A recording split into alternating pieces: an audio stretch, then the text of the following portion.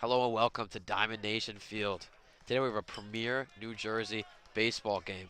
The number 19 St. Joe's is taking on number 2 Cranford, the only undefeated team left in New Jersey. Those rankings are according to NewJersey.com, and I'm Jack Hemler with Ben Chadwick. So Cranford, the only undefeated team left in New Jersey. Can St. Joe's get it done today with Joe Bark on the mound? I think they definitely could. I mean, Barca is unexperienced when it comes to varsity baseball here at St. Joe's, but the way this team is hitting, Jack, I would expect them to be able to beat any team across the state. I know this is the only undefeated team left. NJ.com doesn't think they're the best team in the state, but obviously they've taken down some pretty solid opponents with their 21-0 record. So I think the Falcons are definitely capable of winning this game. And honestly, I think it's 50-50. I couldn't tell you who's going to win this one. Yeah, it has been said in the Cranford in the streets. The sources have been saying that they haven't versed the greatest teams to get to this undefeated record, but recently beat Government Livingston to win their county championship. So that is a big win right there. Today, starting for Cranford, will be Michael Zalakanesis. His ERA today is 2.55, 29 strikeouts on the year. Very solid pitcher for Cranford. And we apologize for the mispronunciation. I think Zalin Kanskis, I think is what we're going to try and go with, Jack. It's one of the hardest names I've seen all year. But here we are, top 20 game. Let's see if Cranford can survive the undefeated season as Mark Giuliucci takes the first ball. Every stat we say today will be a stat from before North Hunterdon game earlier today. Today they won 7-2. Game time was at 4 o'clock. Matt Freeman picked up the win. Yeah, that's a good game. I mean, doubleheaders can be brutal to be playing multiple games, and not really for exhaustion, but I mean, just getting tired of being on your feet all day. So I mean, it was good on Freeman. They got 7 runs. We'll see if they can replicate that here today. Mark with a 1-1 count will take the ball way outside. Mark has a team-leading average, OPS, doubles, triples, stolen bases. He has almost everything on this team. Yeah, just missing RBIs pretty much at this point. So pretty rough year so far here from Mark. He lines out one, hits the pitcher, and he'll get first base. Throw goes past, he'll stay at first. So a hard hit up the middle hits Zalakanesis. And man, I mean, the pronunciation is going to change every time, but it doesn't change the fact that Mark Giuliucci, I mean, you can always count on him to get on base here in big games, especially like this one that we got right here. And man, I mean, this is the perfect start for St. Joe's here in this one, Jack.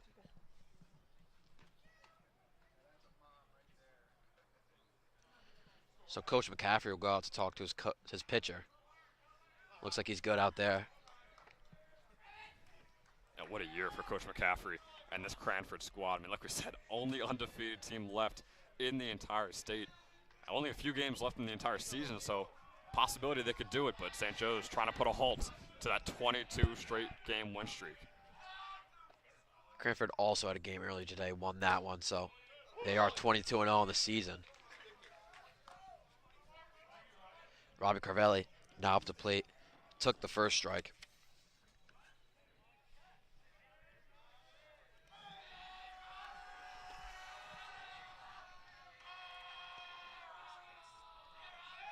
Mark stealing.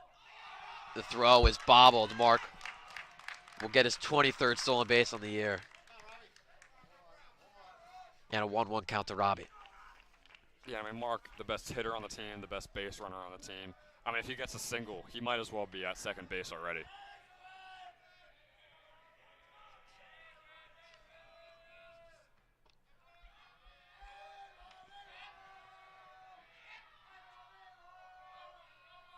The 1-1.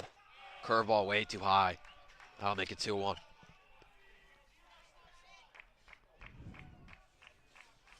Robbie having a very good year. 383 average with a 965 OPS. Also added a homer earlier this week. Has 2 on the year. 2-1 is grounded. Pitcher will field it cleanly and nothing in time, but gets Mark out at third. I could not explain to you what Mark was doing at third. Took too big of a lead after he got over there. So 1 down now, Robbie on first. And it looked like Mark, or maybe even Coach Murray over there on third base, wanted to go home or maybe even not wanted to go home. I mean, the ball was right along the third base line to home plate, so that is just a rough play. You got to think that maybe he just had a slip up, but man, right there, that is a lost run for the Falcons. Robbie taking off on the first pitch and again bobbled by the catcher. 2 stolen bases already for St. Joe's, but 1 out, man on second now.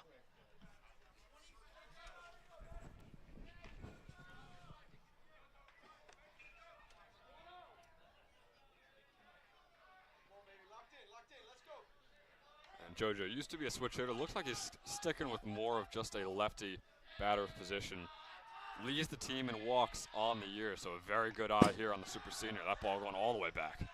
Robbie will easily take third, so 2 stolen bases by him, 3 from St. Joe's on the day.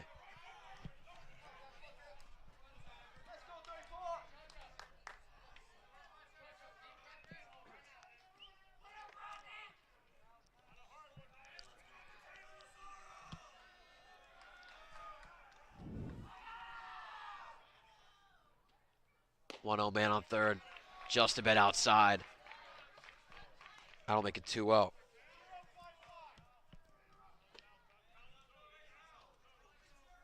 Rather 3-0. Josiah having a chance to walk here, leading the team with 18 walks on the year. But he'll take that strike, so make it a hitter's count 3-1.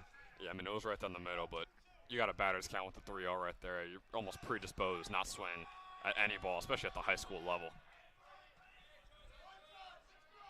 Robbie on third, 3-1, fouled off. That'll make it a full count. And man, the camera was hanging on for a little while there, Jack, but it looks like we have our first mishap of the day.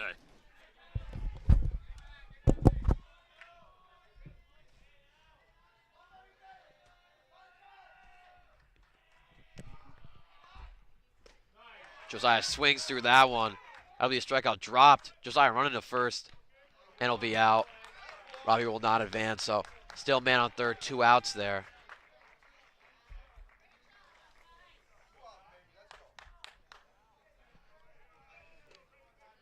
Good job by Zalin Kanskis. I think that's pretty good right there. Started the count off 3-0 and came all the way back with a strikeout.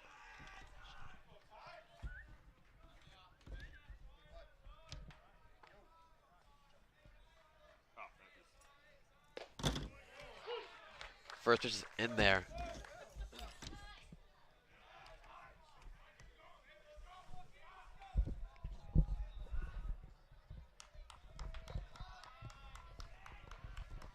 Delvecchio up to bat. Easily the hottest hitter on the team.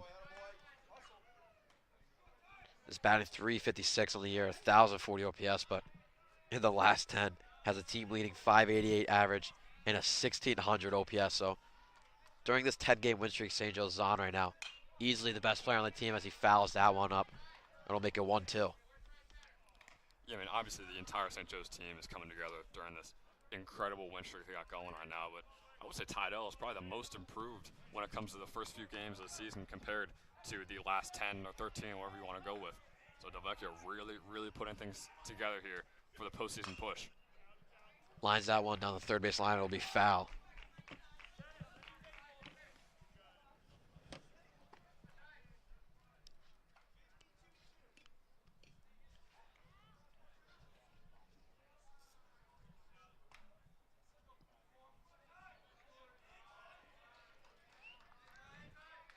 And Jack, I think this is the first game that we've done under the lights this entire season. It looks nice, too. It looks really nice. It looks good on the stream. Looks good just sitting here. That fastball is fouled off by Delvecchio. You know, I am kind of wishing that the spotlights above us would give off a little heat. I'm not going to lie.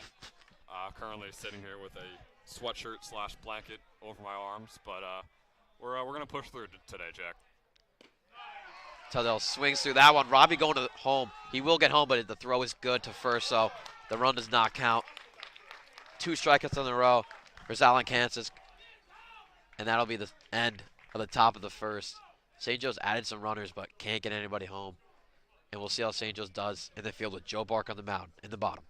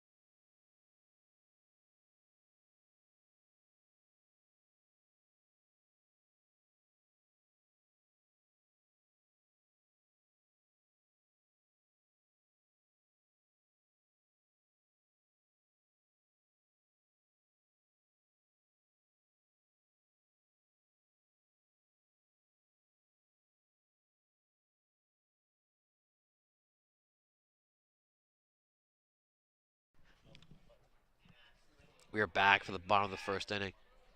Still a 0-0 game here after the top, and with the bottom, Joseph Barker, the sophomore, on the mound. He has 20 innings pitched in the year with a 1.75 ERA.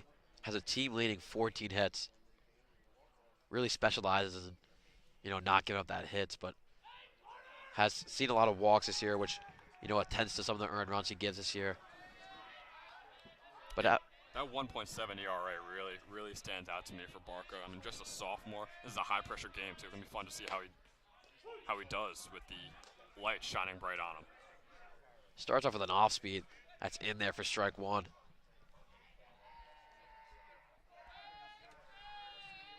The center fielder Carter up to bat for Cranford. Will take that curveball. Man, Barker is cooking with these first two pitches. I don't want to jinx him like we sometimes see with Matt Friedman in some games where he starts off 0-2, but looking good at the very start of this one for Barker. 0-2 is popped up down right field. Ramsey tracking back and will make the catch for the first out. 3 off speeds to start off the game for Barca, and we'll get 1 down. That's a great start for Barker. I mean, those are 3 strikes that he just threw. And maybe that third one, maybe you want him to paint the outside and get a close ball, but hey, an out's an out so far in this one for St. Joe's.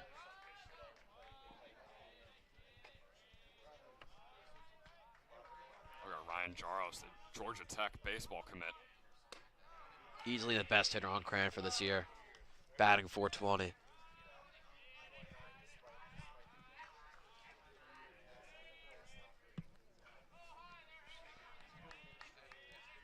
Barca, Diamond Nation native, has played for the D-Jacks almost his whole life. That fastball off the corner, 82 miles per hour, which we do have the gift of. First ever game, probably the last one that we're going to get the miles per hour.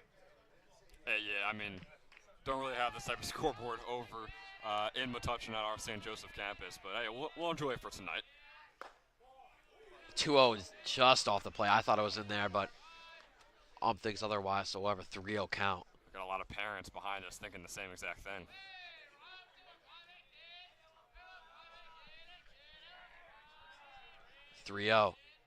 Fouled off, and that'll make the camera go. Get my my blanket and my sweatshirt off and go fix that camera up for us real quick. At about 55 degrees, start time here. Will definitely drop. So if I would definitely wear a sweatshirt at least, maybe some pants.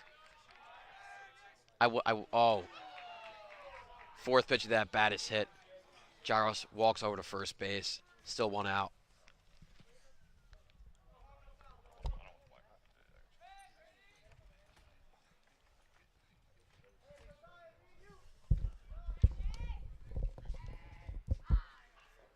So Ben, I was mentioning that it'd be smart if people wore pants and sweatshirts, like a 50-degree game, right? I would say it would be very smart of someone to dress appropriately for a game like this. I think it would be very dumb for someone to come to this game in maybe shorts and a Syracuse T-shirt. I wouldn't recommend that. First pitch is in there for strike 1. I mean, you're going to Syracuse and you're not dressed correctly. I mean, how's it going to be up there? I'm going to hope that my judgment skills improve over the next few months before I get down there to Syracuse, or else I'm just going to have to adapt and survive. Survival of the fittest up there in Syracuse, but back here in Flemington, New Jersey. Still have a 0-0 game, man on first. Grady up the bat for Cranford. Will take that strike. So 0-2. And Jack, we talked about adapting to this cold weather. Not sure how well I'm doing right now. Expecting some low-level hypothermia by the end of this one, but in terms of survival, I think I'm going to make it to the end. You know what would help out? That very cold weather is the Buffalo Wild Wings. I don't know if you guys could see it.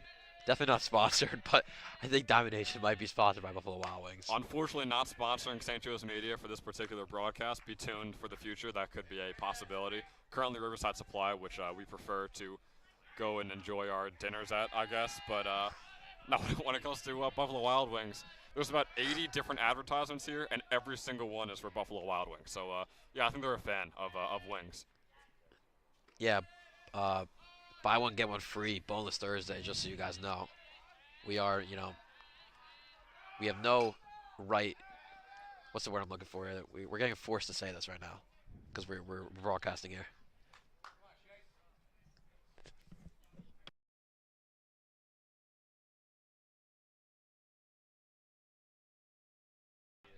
Just go. So the 1-2 count to Grady. Still one out, man on first. Pitch is grounded over to Zamiti. He fielded cleanly, but thrown way far. DeVecchio running for it.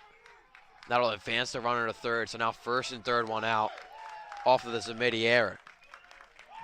And you could tell Zamiti was really upset with himself after that throw. I thought it was an incredible fielding play when he got the ball. It was a weird low hop that he was still able to get behind, but yeah, when he made that throw, I mean, it was way too low for Tyler DelVecchio, and it cost him a man on third and the man on first.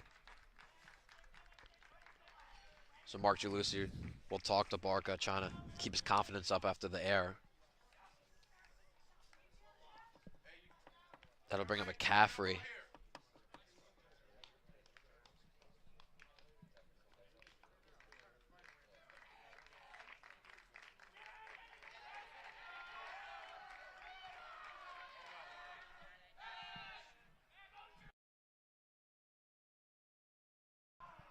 Yeah.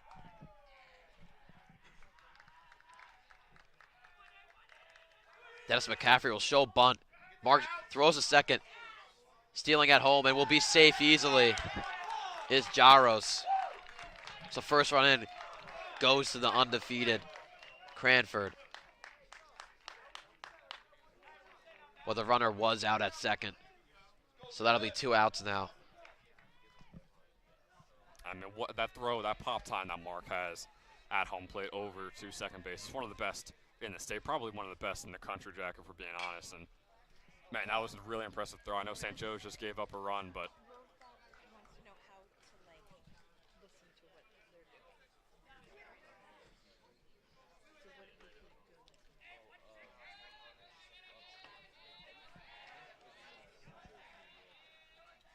the 1-1 and McCaffrey is behind his whole body.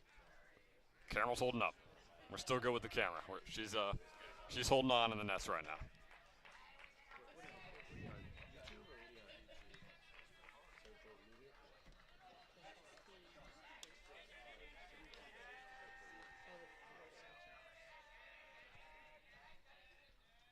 To one of McCaffrey has popped up down right field. Ramsey tracking over it.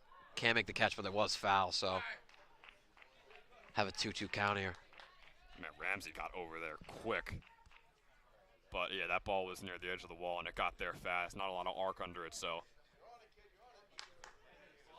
like you said, still going to have the 2-2 count here with 2 outs. So St. Joe's trying to get out of this with only allowing the 1 run. Catcher Morales on deck for the Cougars. So 2-2, 2 outs.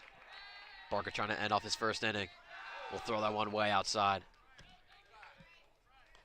Fastball is about 80 miles per hour.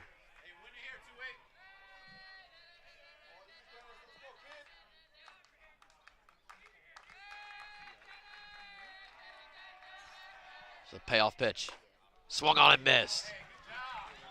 Good fight from Joe Barker to give him his first run. So St. Joe's trailing 1-0.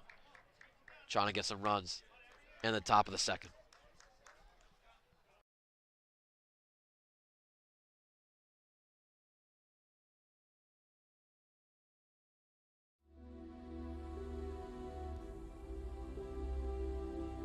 Spring 2022.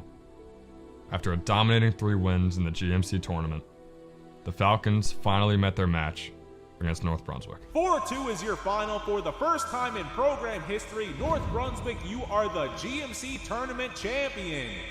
The opponent remains the same, but vengeance is a powerful thing. A high school analyst once said that the Falcons should be embarrassed by their performance early in the season.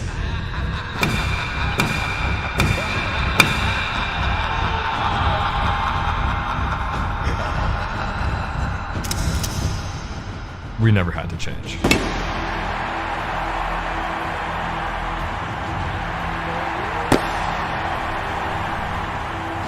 The GMC throne is up for grabs.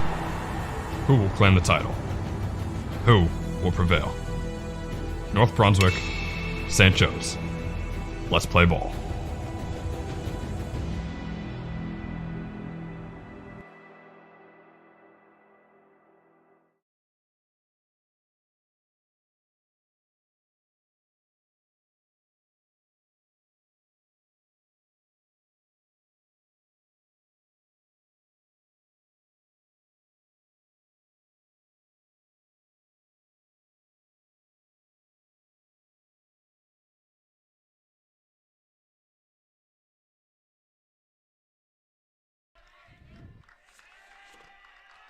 We are back here for the top of the second inning. Falcons trail by 1 after Barca let up the 1 run in the first inning. So 1-0, Cranford leads. Matt Kosuda up at the plate, starting this one off with a 1-0 count. Swung on by Kosuda over to the second baseman. That'll be a routine out for Cranford. So another out for the Cougars, and they are looking real good defensively. And Jack, I think it's safe to say they look like a undefeated team out there right now. Yeah, I was definitely talking if they verse the right competition, if it's just that they are an undefeated team, but right now it looks like it. Kasuda with that hit just got off the end of the bat, was way too early on that one. Now here is the junior, Joe Zamidi, another junior. On top of Kasuda, Zamidi. This one's going to go right past the pitcher. Third baseman will get there. And another quick out for Cranford. And man, they just look incredible. I mean, St. Joe's is getting contact on these pitches, but right now after that throw from Jaros over to first base, second straight out in just 3 pitches so far in this inning for Zelin Kanskis. There it is. I think I got it right that time. So I was going to bring on the sophomore Bobby Christensen for the Falcons. Ben, we can't agree just to say Michael as first name. I think we have to challenge ourselves as broadcasters to keep going with the Zelin Kanskis. I think it's only right. First pitch for Bobby, fastball off to the bottom left, starting us off with a 1-0 count. Yeah, Bobby hitting a clean 300 on the year. Also has 4 doubles and a homer. That 2-seam, little too high, almost like it was going to drop at the end there. But giving Bobby a 2-0 count now.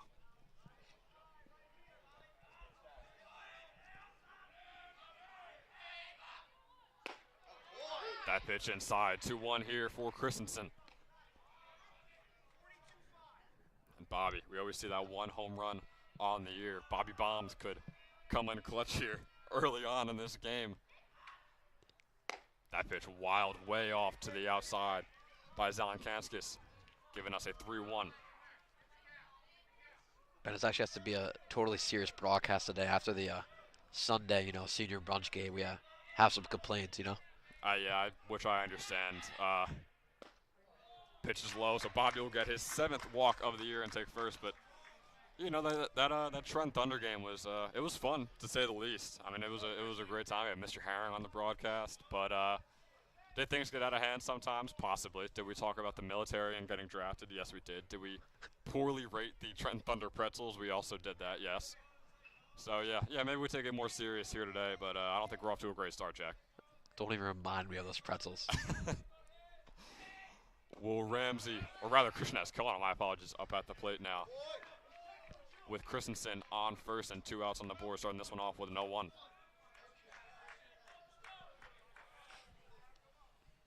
Escalona, 309 average. And Jack, the stat we always love, 8 hit by pitches on the year. Swung on by Escalona, giving us an 0-2 count here. And defensively, Zelin Kanskis and company are looking really, really strong in this one.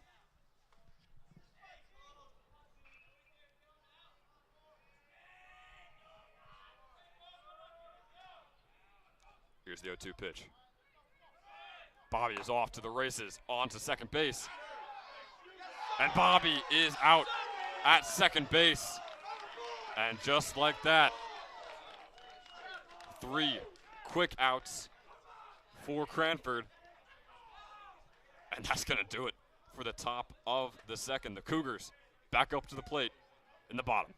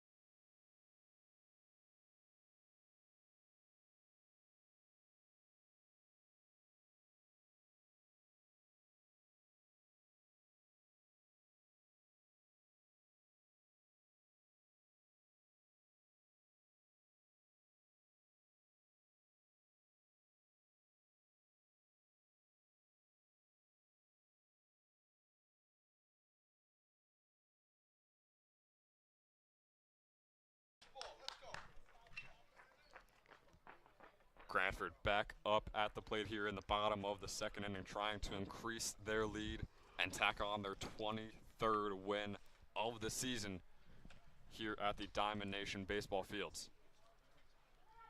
Once again, I'm Ben Chuck, joined by Jack Kemmler. And Jack, having such a young pitcher on the mound for arguably the toughest opponent St. Joe's will face all regular season, how do you think that fares? And I mean, I know they're preparing for Saturday, but would you have liked to see possibly a more experienced pitcher on the mound today? I mean, yes, but also we have a huge game on Saturday in the GMC Championship, so you want to get all your pitchers ready. And Barker's a great choice, sophomore. I get he's young, but he's having a great year. So I think for this game, I think it's justified. It's a foul ball off to the right from Morales, starting off with an 0-1. And Barker's two-seam is going to be too high, giving us a 1-1 count here.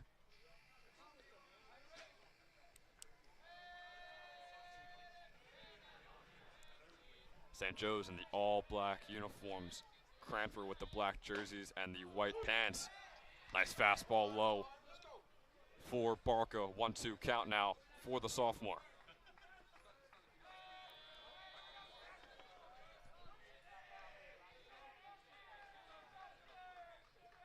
Here's the 1-2. And that one got away from him. Looked like he was going for a curve or possibly even a slider there. Almost curving around Morales' head, giving us now a 2-2 count.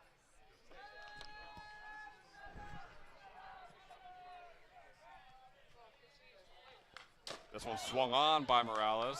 Camera almost held on. We'll have to work out some kinks there. We'll do our best for the short radio stint of the broadcast now. So still a 2-2 count here for Cranford. Barca now with his 25th pitch of the game. That one's high, giving us a full count here for Joseph Barca. That's how he escaped the first inning. He had a full count and then got the strikeout from it. We'll see if that's how he can begin the bottom of the second.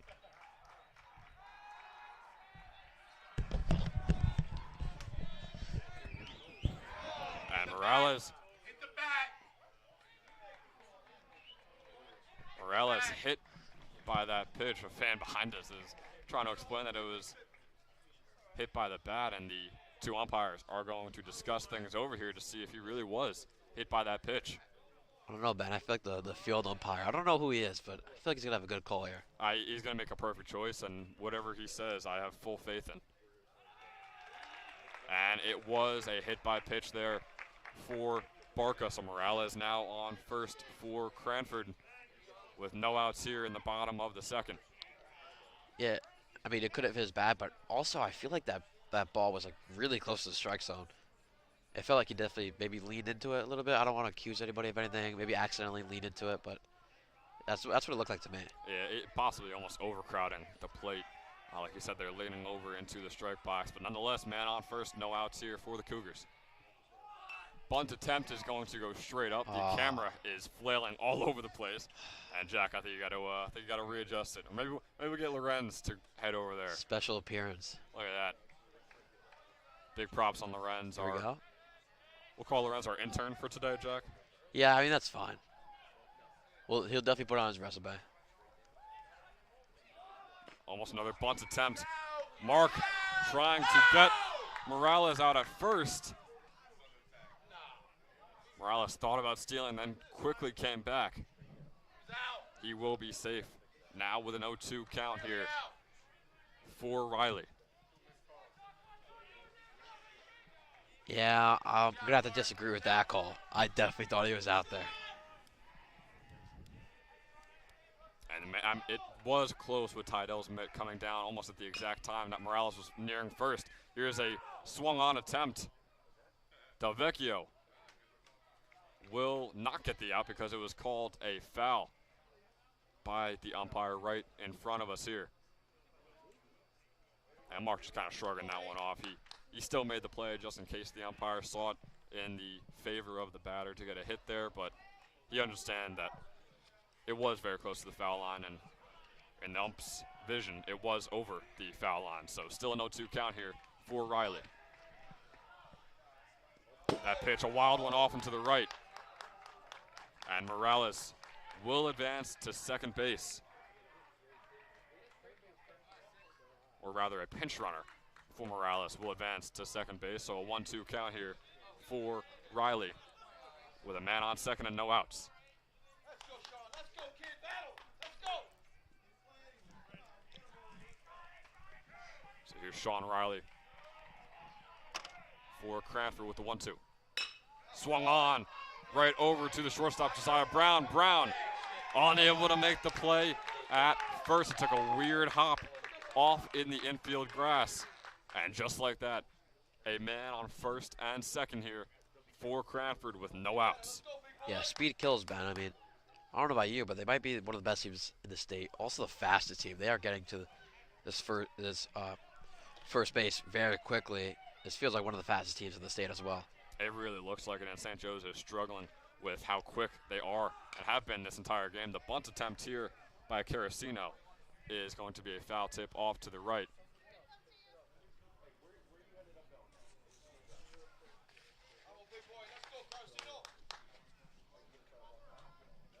So no one here for Carasino. Men on first and second.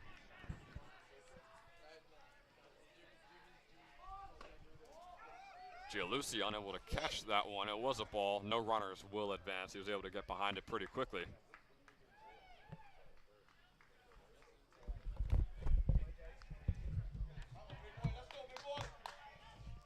Hey, what's up? Okay, we're at field one. You'll probably see all the lights and the people playing on the field. The 1-1 Okay. is bunted in fair. Mark bobbing the ball, and that'll make it bases loaded for the Cougars off the Carasino bunt.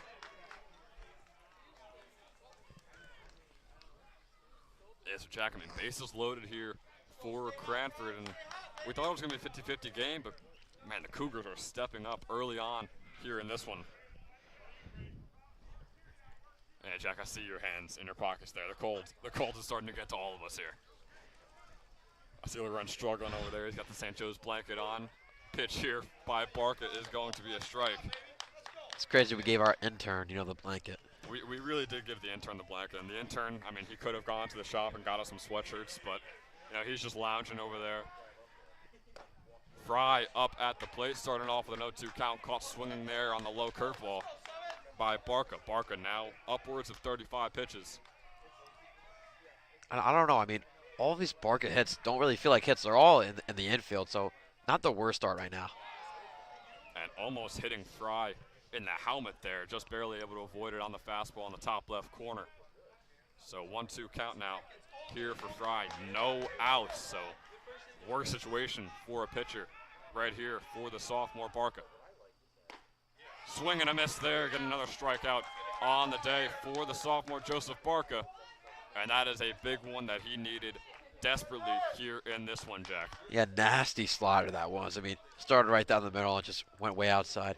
Got the guy swinging, so great pitch there for Barker for the first. Going to bring on Barry and the fan behind us. I mean, it just reminded me, they probably are going to bunt again here. They've been bunting, or at least 3 or 4 batters so far just this inning have tried bunting.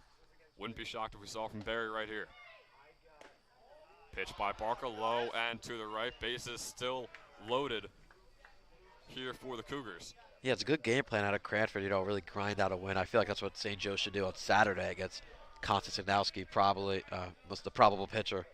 That could be a good game plan to bunt. Swung on, it's a high fly ball over to Delvecchio on first. No runners will advance, so the bases were loaded with 0 outs, Jack, and now bases still loaded, but now 2 outs on the board for Cranford. Yeah, I said it before. I really don't feel like Barker's having a bad start here. It might show you the bases loaded, 1 run, but that run was not earned, and all these hits were in the infield. So right now, I feel like this is not Barker's fault. It's going to bring on Carter for the Cougars here. So 2 outs on the board. Bases loaded. This is a massive moment for both teams. Cranford trying to extend their lead, and St. Joe's trying to keep it at 1 and give themselves a better chance of coming back in this one. Pitch is low for Barca. 1-0 count here for Carter.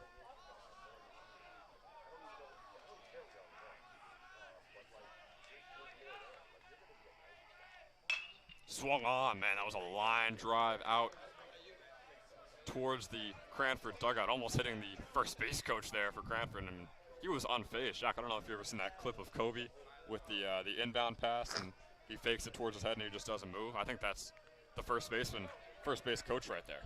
Yeah, a bit of Mamba mentality out of the first base coach. You got to respect it. That is terrifying to see as the Falcons. You've seen undefeated teams and coaches unfazed by line drives coming straight towards them. It's a scary sight here for St. Joe's. 2-1 count now here for Carter. Back at the top of the order. Carter 0 for 1 on the day.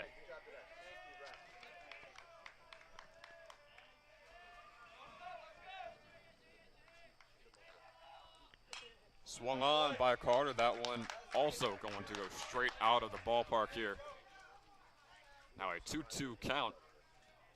This could be a massive, massive comeback in this inning for Joseph Barca. We'll see if he can complete the tall task.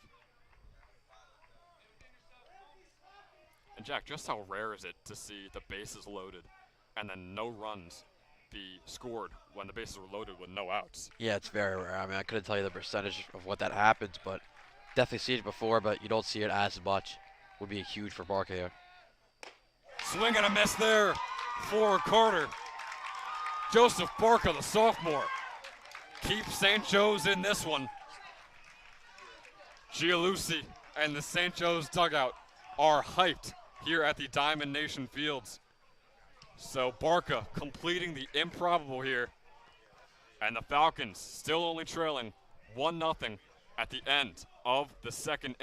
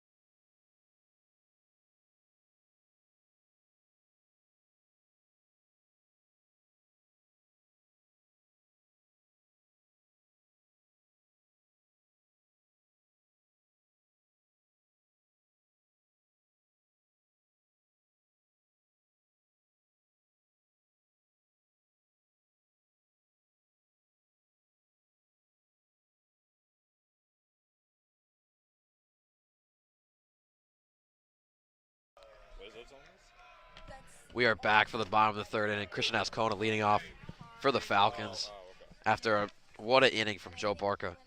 Gets the bases loaded and gets out of it with 3 straight outs. Me and my intern Lorenzo talk about it. I've never seen Barca that animated. It's great to see that out of a sophomore pitcher.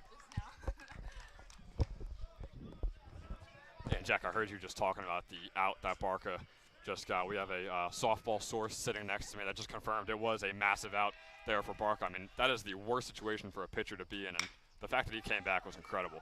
Ascona grounds that over to second base and makes the play. His Cranford will get one down. This Cranford defense, as well as Zalankanskis so far in this game, have just been unbelievable. I mean, they are playing their hearts out. I mean, they look like an undefeated team right now. And if they keep this up, I mean, they're going to stay undefeated in this game against the Falcons. Will Ramsey now up to bat in the 9 spot. Will take that ball. A little too up. We saw Ramsey had that homer in Spotswood, but really just not having the year he wants. 212 average. Also has a team leading 20 strikeouts. So Ramsey just not feeling himself this season, but could also really just turn it on. We see how good he is. Committed to play D1 baseball at Misericordia. Yeah, you mentioned Ramsey leading the team in strikeouts. Does have that 1 homer on the year. That was a incredible homer that he hit earlier on and towards the back of the right field fence at home. But, yeah, I mean, it would be good to see him get back into that level of play that he was playing in last year, especially for the postseason push and a massive game like this against Cranford. The 1-1 to Ramsey, way outside. Make it 2-1. Zalankanskis up to 38 pitches. I mean, Ben, we're getting better at his name.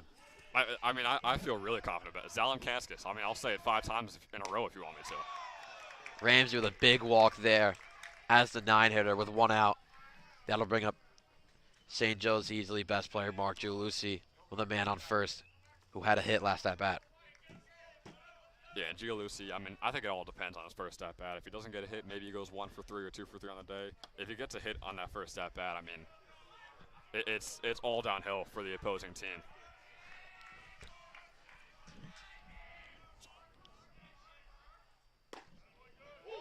First pitch in there to Mark Giuliucci.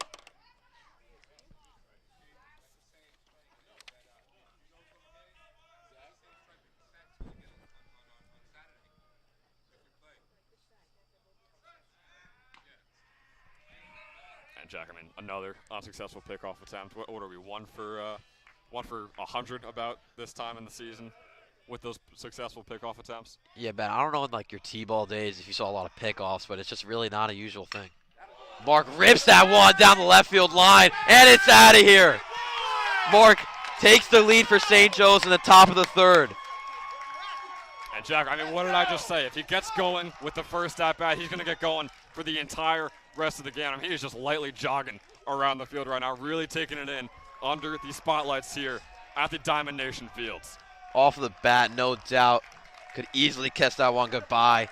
St. Joe's now leading 2-1 in a crucial NJ game. Trying to take down the number 2 seed, the only undefeated team left. And the senior captain leading the way. And I mean, Jack, who better than Mark Giuliucci? Virginia commit, leads the team in pretty much every single stat so far this season. What a moment right there for the Falcons. That pitch way outside. Zalankanskis getting off his stuff now. After hanging that fastball. Pretty much down the middle, was a little up, but Mark absolutely ripped that ball. Can't tell you if I've seen Mark hit a ball that hard. Probably swings that one very hard. So I'll have a 1-1 count here. And, you know, Jack, I mean, you're more accurate with the that ball is gone calls than I am. I think I had a couple in that Trenton Thunder game where they were just regular fly balls, but I got very overexcited for them. And I mean, you could blame, you know, where we were, the proximity. I guess you couldn't see it as well, but I mean, just embarrassing performance there by Ben Chadwick. No, I got to own up to it. I'm not going to take that as a diss. I'm just going to take that as you being honest with me, and just going to own up to it, Jack. 1-2 is a little up. So 2-2 to Robbie, and also embarrassing performances was you trying to guess some songs. I mean, we had Blink 182 on. Jack, I apologize. It sounded like Green Day. I don't know what you want from me. I mean, that is just, it was just embarrassing. Blink 182 gets it to Green Day. I mean, just uncultured Ben is over here. I think they were very similar. I think we play the song later on in the broadcast. Let the viewers decide if they are similar to the two bands, because I don't take fault for that one at all. Robbie fouls someone off the net, and camera's gone, so we will be doing radio for a second.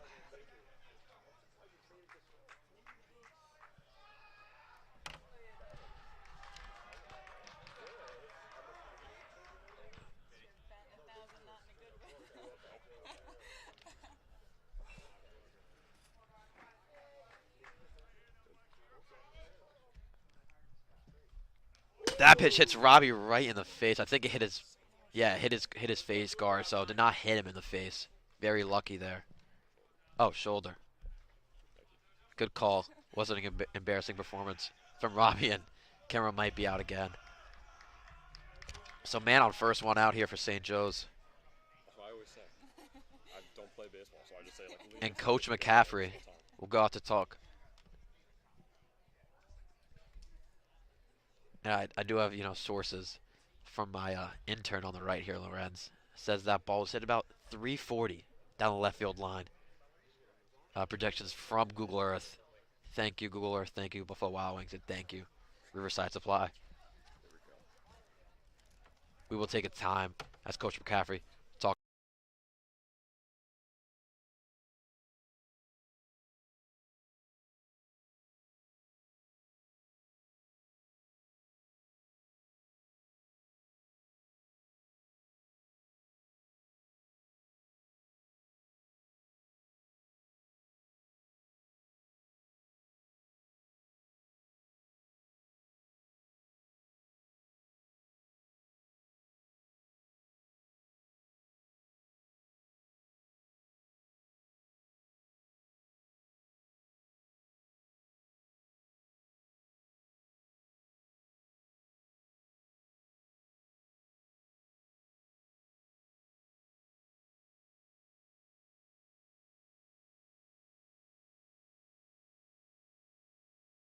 Go, go, go, go, go. Sorry. Clean count here to Zaya, and that pitch was bobbled by Morales, and Robbie will move over to second. Yeah, Jack, the camera once again going out. We apologize. We're currently sticking it in the net, and the net is just going bonkers every single foul ball. So we're trying our best with the camera here. Good words of encouragement from the bench, saying JoJo hit it hard. Won't get a chance to, as that was way outside. We'll have a 2-0 count.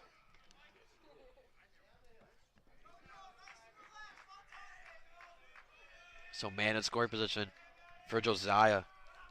14 runs batted in this year. And pickoff move was almost overthrown, but we'll stay here in the infield.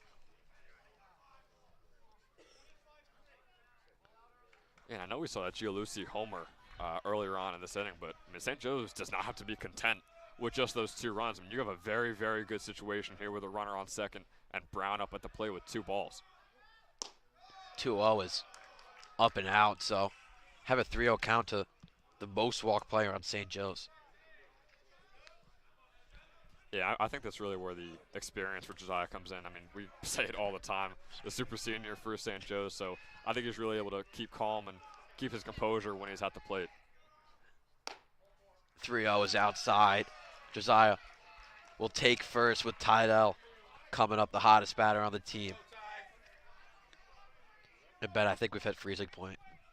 We have hit freezing point. Like I said, Jack, I would be shocked if I don't get low-level hypothermia after this game, but you know, we hope for the best. Survival of the fittest, Jack. Best of luck. First and second, one out to Del Vecchio, and he moonshot. Doesn't mean it's gone. It means it's very high down the third base line. Jack, I just think and it'll be caught by Jaros. Jack, I think you just said it was gone. I wasn't even close to saying it's gone. Jack, I could have sworn I heard you say it was gone.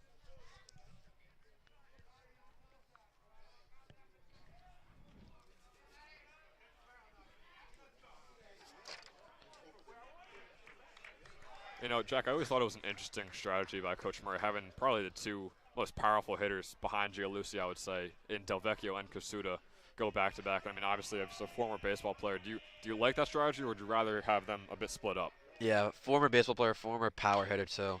Um, I like that strategy. Just bundling them up because you get two chances. If you have men on base, you have two chances, like they do right now. Man on first and second, 2 outs for Kasuda. Team leading 5 homers. So if there is a threat of a homer, it is definitely right now.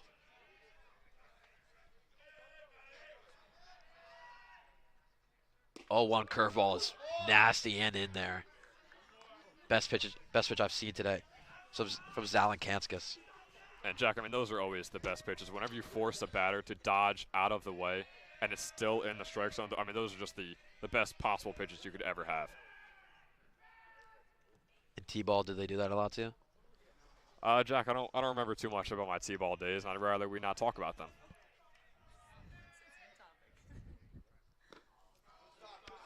Kasuda almost bit at the slider outside, but keeping it within, make it 1-2.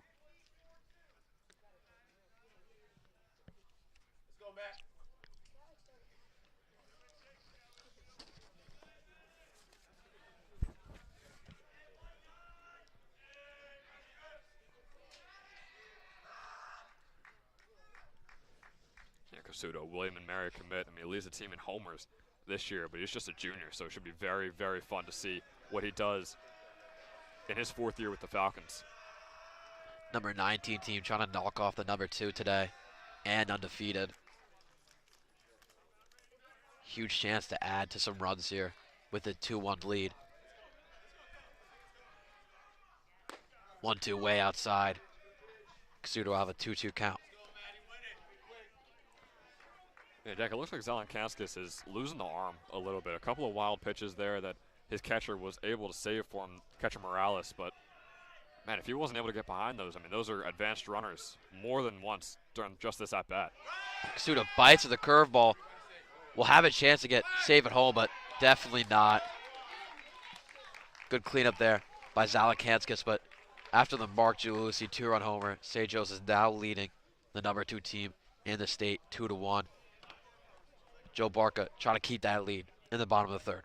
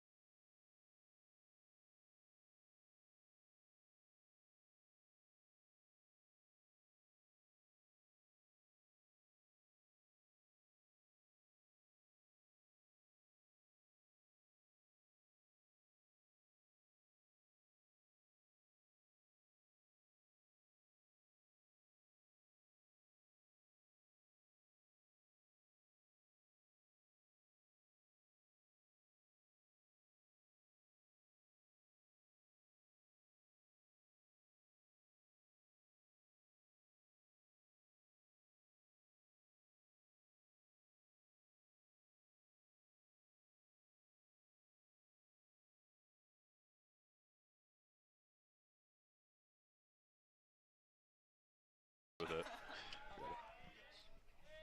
We are back for the bottom of the 3rd inning.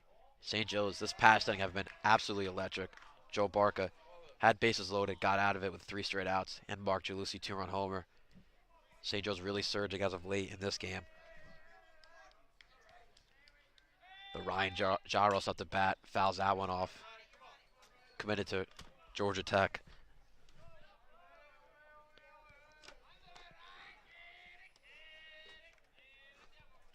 Barca up to 47 pitches, but no earned runs of the day. That one run did not count toward his stat line with 3 strikeouts.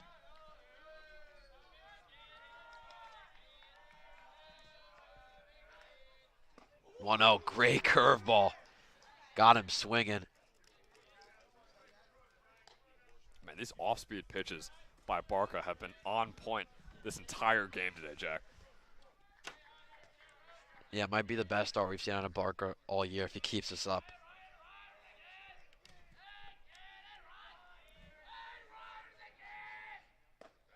Tries to go back to the curveball, but Gyros will not bite. So 2-2 count. And I was talking to, Barca today, and he was saying that he doesn't want me to talk about the velo board. He doesn't think his velo is going to be up, but I don't think it matters. I mean, he's pitching very good today. As that slider is fouled off. So still 2-2. I mean, Jack, a strike is a strike. I mean, I don't care how you get it, but I mean the velo, they've been like mid-70s. We've had some 80s for Barca here today, but like I said, those off-speed pitches have just been on point the entire game. So I do not want Joe Barca to, do very mean things to you. He has been throwing mid-80s, not mid-70s, and that one's grounded by Jaros. Josiah fields it cleanly and gets him out for the first out of the inning. Great play by Josiah.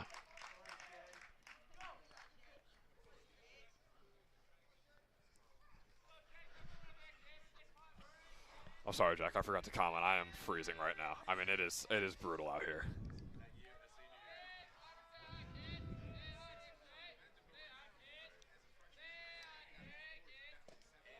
Clean count curveball will be in the dirt to the shortstop, Grady.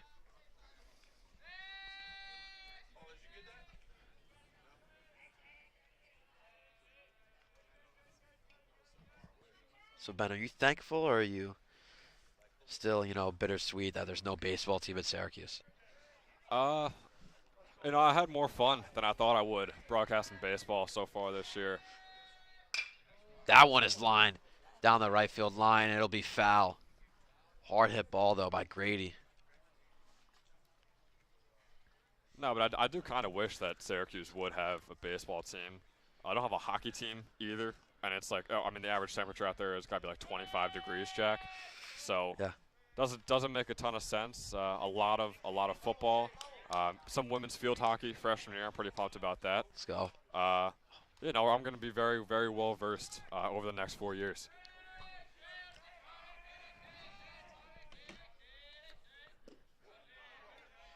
Curveball again is a little too low. Barker really sticking to the all speeds here today.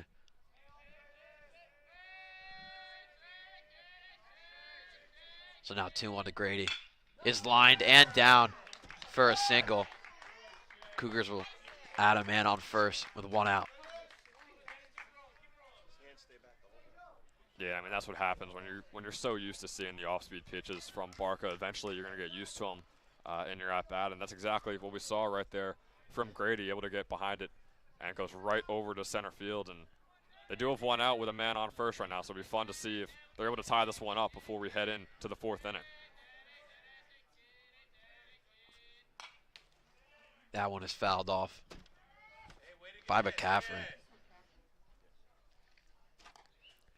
And Jack, I just got to mention our camera is going through it right now. I mean, it might freeze, it might break because of a foul ball. I don't know which is going to happen first, but I would be shocked if neither does. I don't know if I feel bad for the camera. I feel bad for myself. I'm so cold.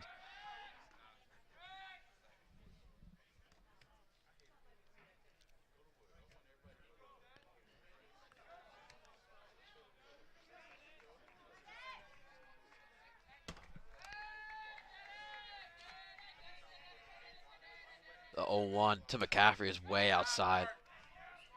Unusual wild pitch there by Barca. Won't advance the runner, though. Yeah, I mean, Jack, that's why we don't see many wild pitches for St. Joe's whenever we broadcast games. It's because we have Mark Gialuzzi behind the plate. I mean, he just goes all out, just fully diving, going horizontal for some of those balls. That's why he makes the pitchers look really good. 1-1 is high. Barca can't find the zone these past two. Result in a 2-1 count.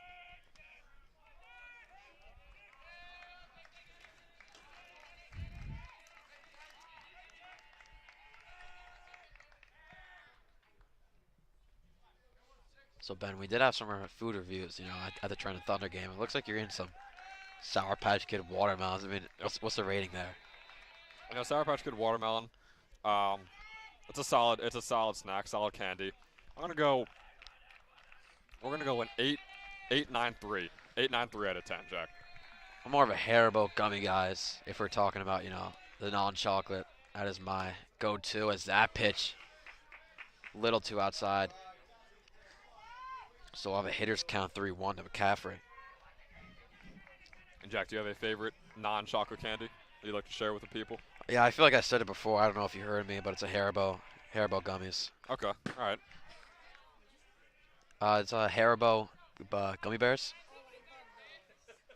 Jack, have you ever tried the Haribo Coke version of the gummies?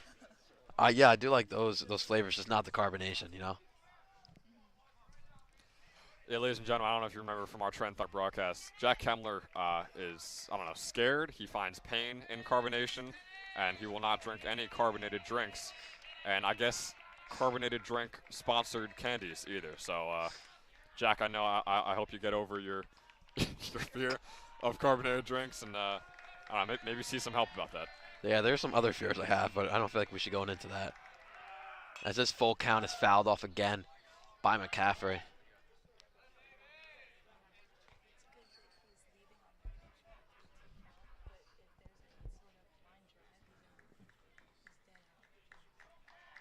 I mean, Ben, we've talked about my fears, the carbonation and the draft. Do you have any fears? Do I have any fears? We did mention the draft for you, man. That was a fun and very awkward conversation when Chuck was up at the plate. My fear right now would be St. Joe's not coming out of this game with a win. How about that? Just boring answer from this guy as that pitch will be way outside from Barca, so making a first and second with 1 out. Captain Mark Giulici will talk to Barca after that walk. No, Jack, I'll give you a real fear. Thank you. You know when you're ever in in a basement or just downstairs in your house. Okay, I already know what you're saying. Right when you hit the lights, you just haul up the stairs. I mean, you just sprint up. No one's there in the basement with you when the lights are on, but when those lights go off, I mean, anything could be down there, and I sprint away. Yeah, Ben, I also have another fear.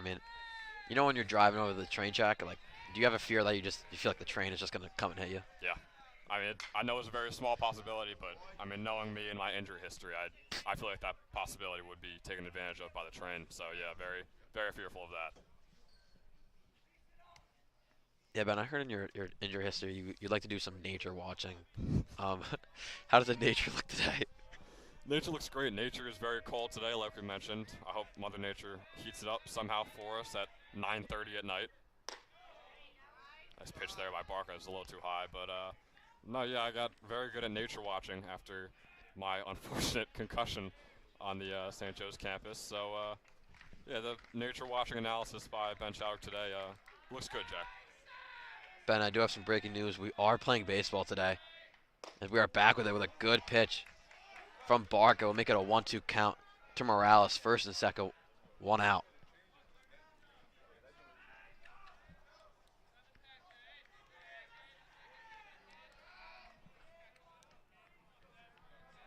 Morales got on by error last at bat. Barca throwing that off speed a little too high.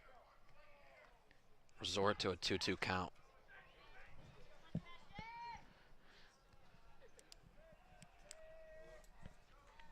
Yeah, Jack, I mentioned how cold it is. How do you think that could affect the players, both on the mound and behind the plate?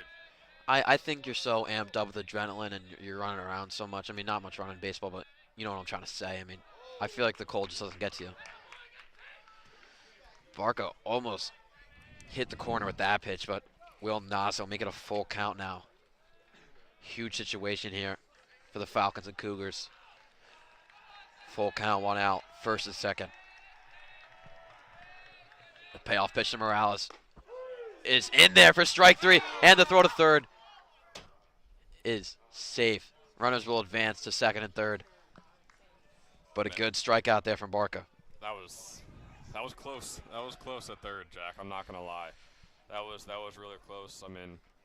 the throw from Mark was incredible, and I think it got there in time. But you know, the ump we got out there in the field, we said he was going to be perfect today, and we gotta stick with that. That was a perfect call by him. Yeah, I mean, we don't know who that ump is at all. No. No idea. Nope. So, another huge situation here. Second and third, 2 outs to Riley, the right fielder.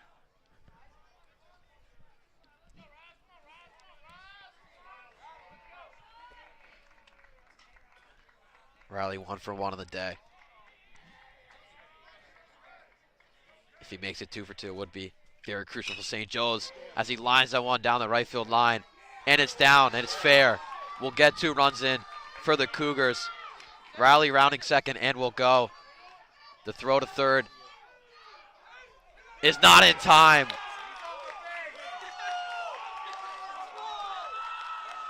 Jack, I'm sorry. Riley was out at third. Zamidi is... I've never seen Zamidi that mad, and Jack, I mean, yeah, the camera's going out again. I mean, right there, I don't know if the people were able to see it, but I mean, he slid on base and maybe he got on base, but he went right off of it. I mean, he didn't touch the base at all while Zamidi was tagging him out. But the call, I mean, yeah, we got confirmation once again. Softball source right next to me. That's what happens on turf. You overslide, especially when it's not dirt. And I think that's what just happened, but umpire thought otherwise. So after the Mark Giulici 2-run homer in the top of the third, Cranford will add on 2 runs of their own, now taking the lead 3-2. Still with a man on third, Riley, with Carasino up to bat now, trying to extend their lead. Be a 1-1 count to Carasino.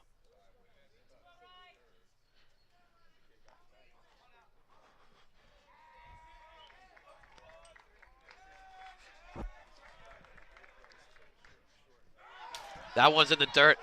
Riley taking off home, and Mark will get the out. Off of the fence. What a out there for Mark Giulici. Falcons are on Giulici's back as of these first 3 innings. Makes a crucial out and a 2-run homer.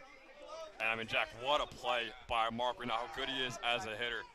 But man, he is highly touted because of his fielding abilities at that catcher position. His response time in plays like that are just incredible, and we saw it on full display right there, not allowing the 4th run of the game for Cranford and keeping this to a 3-2 lead for the Cougars. After a big third inning there, Cranford adds on 2, St. Joe's adds on 2, Cranford now leading 3-2. And we'll see you at the top of the 4th.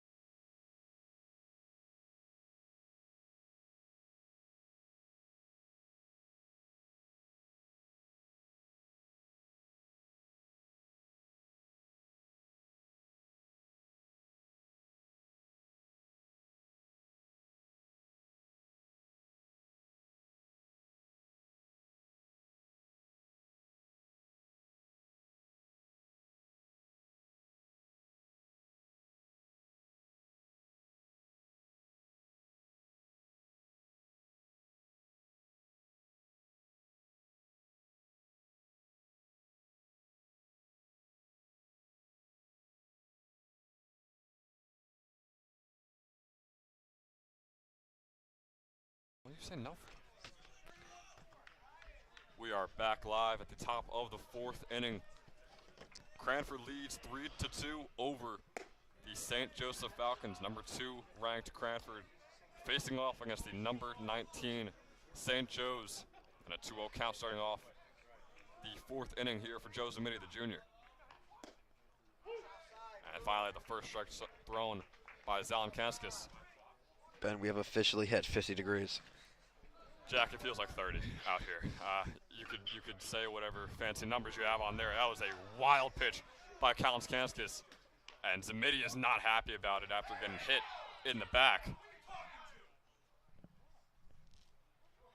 And it looks like Zamidi shared some choice words after that pitch. He's not going to get reprimanded at all, so he'll still be good to go on first base. I'm not sure if we heard what he said, but some parents next to us were not very happy, Jack. I don't think it was Mitty who said anything. It was the St. Joe's parents that were mad, so it might have been the pitcher. Oh, man, I wonder. I didn't see the pitcher talking. I knew Zamidi was mad, but man, something just happened there. The umpire is going to go talk to Coach Murray.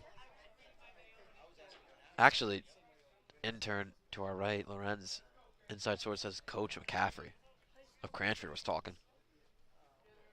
And I wonder, I mean, he must have been talking to his own player. You can't get mad at Zamidi. I mean, Zamidi threw his bat a little hard out of frustration, but he must have been angry at his starting pitcher out there.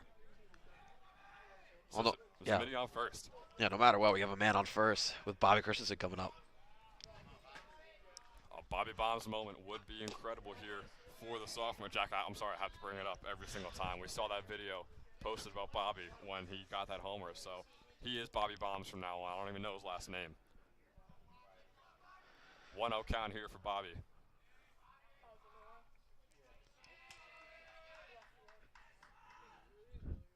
Swung on by Bobby. That's going to go right over to the St. Joe's dugout, giving us a 1-1. Yeah, Ben, I mean, this is a top 20 game between two very good teams. Very tense right now, 3-2 very close. So, you know, tension's going to get high. I could just see why Coach got mad there or Zamini got mad. Yeah, I would argue it's the best non-postseason game left. Bobby Christensen out to right field. That'll be a single. Zamidi is safe on second. Christensen on first. St. Joe's with 0 outs and a runner in scorer position here in the top of the 4th inning. Things are looking good for the Falcons here, Jack. Yeah, Ben, I mean, the best thing St. Joe's could do is the bottom of the order could hit. I mean, right now we got first and second, Ascona coming up, and it's Ascona, Ramsey, Giuliusi. So we saw last time Ramsey got on base for Giuliusi, which, you know, resulted in the 2-run homer. So when you ever lead a man on base for Mark, it's going to result in good things. Man on first and second. Ascona has a low pitch. Good on Morales getting behind it. So Zamidi will stay on second, not going to take the chance and go over to third.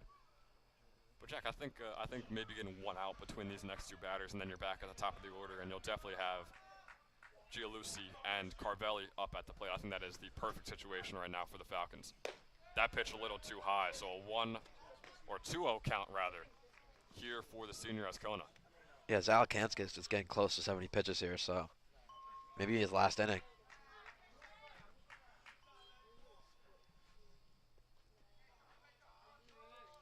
So with Ramsey on deck, here is the 2-0 pitch. And the first strike. Inside to the bottom right, called a strike, so giving us a 2-1 count here. Still a runner on first and second. Cranford leads the Falcons 3-2 here in this one. As Kona checked himself, it was a bit outside. Looks like he painted the edge of the strike box there, giving us a 2-2 count now. Whoa, that was way off the plate. Ben, did you see that? I mean, I didn't think that was close. I thought it was fairly close. I thought it should have been called the ball, but that one will be called the ball. We'll get a full count here now for the senior Ascona. Crucial pitch here. I mean, if you get bases loaded right now with Ramsey coming up and then Mark, I mean, this is all you want for St. Joe's. Can the senior step up to the plate literally and figuratively here, Jack? Zalankanskis is going to check Zamidi but not throw it. So here is the 3-2 pitch for Ascona. Swung on by Ascona. It's going to be a foul ball out of the park. So this at-bat will continue with the full count. And Jack, another thing, I mean, it is 9:40 at night right now. Do you think that could play a part? I mean, these players aren't used to playing this late. Yeah, and I mean, most of his team had senior prom last night, so definitely had some fun too. I mean, definitely tired. As Kona gonna take that one. It's gonna be called a strike for Ascona. Two debatable pitches, if you will, on the outside for Christian Ascona. Both were called strikes against the senior, giving St. Joe's their first out of the inning. I do want to broadcast the GMC Championship. I mean, this might be the worst umpiring I've seen in a while. Jack, we got to hold ourselves back. We got a big game on Saturday. Oh. This one swung on by Ramsey. I think our intern is going to go have to fix the camera again. Let's go. Big props to Lorenz on that one. Let's go, baby. Good job, Lorenz. So here is the 0-1 count for Ramsey with an out and a man on first and second. Attaboy, Lorenz. Swing and a miss there for Ramsey. Now an 0-2 count.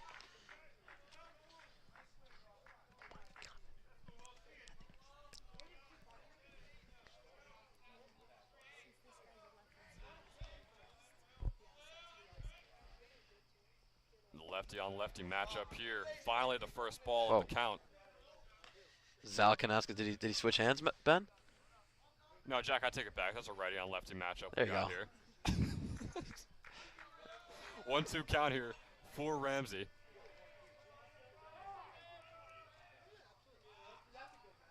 And we're going to have a quick time here in the middle of the at-bat. And I mean, once again, there is an out on the board, but would be massive to be back at the top of the order. With the bases loaded, wild pitch. Runners will advance to third and second. Camera somehow intact. So a 2-2 count now for Ramsey.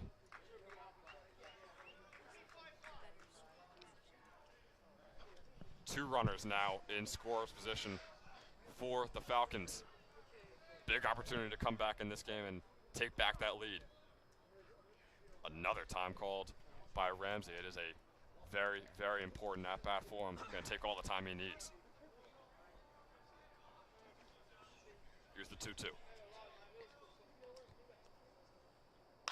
Swung on by Ramsey straight to the pitcher. The out will be made at first. No runners will advance. So back at the top of the order here with Mark Gialusi. We know how that last at-bat went. We'll see if you could repeat it here. I want to call before they do it. They might intentionally walk Mark. We'll see. Especially with two outs, man on second and third.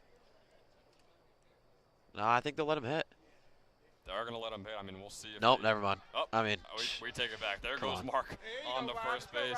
They saw that homer at the last at-bat. It's not the most fun way to get on first base, but hey, a base is a base. Shout out to Moneyball. So back over here to Robbie Carvelli. I mean, you go from letting the Virginia commit get on first base, now you got a Lehigh commit up at the plate. Yeah, I so mean, it's not much better. that is the most juice you could get in an at-bat. Has 27 runs batted in this year. That is team leading. So they think they're just walking Mark, but they are walking in the second best hitter on this team right now. Almost hit by the pitch there by Zalin Kanskis. Would have gotten a run for the Falcons, the tying run in this game. Rather, we're just going to start off with a 1-0 count with 2 outs, and the bases loaded. Robbie been recently tapping into his power. Had a homer 2 games ago, so we can see if he adds to his power here.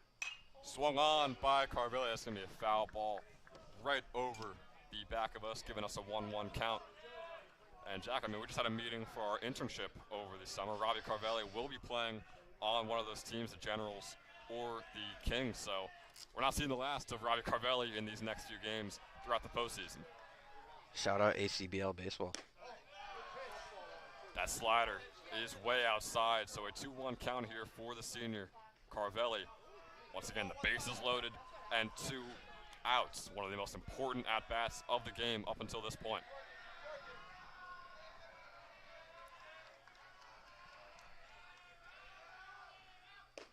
Pitches outside, 3-1 count. A batter's count here for Carvelli. Yeah, I mean that's probably the worst thing that could happen to a coach is when you walk, the bases loaded, and then your pitcher walks the batter. I mean that one hurts. Zalin Kanskis, over 80 pitches in the game now. Swing and a miss there for Carvelli. Man, that one was in the dirt, but it felt like he almost knew a strike was coming, so he just predisposed his choice to swing at it. But in the dirt, giving us a full count with 2 outs and the bases loaded. It doesn't get much better than this, Jack.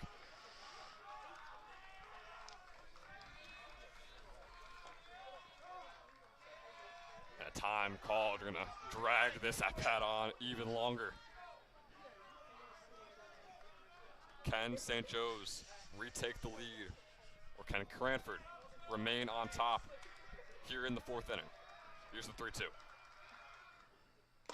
Swing and a miss there by Carvelli. The Falcons had the bases loaded and are unable to capitalize. Cranford leads 3-2. And we'll be right back at the bottom of the 4th. Joseph Barca still on the mound for St. Joe.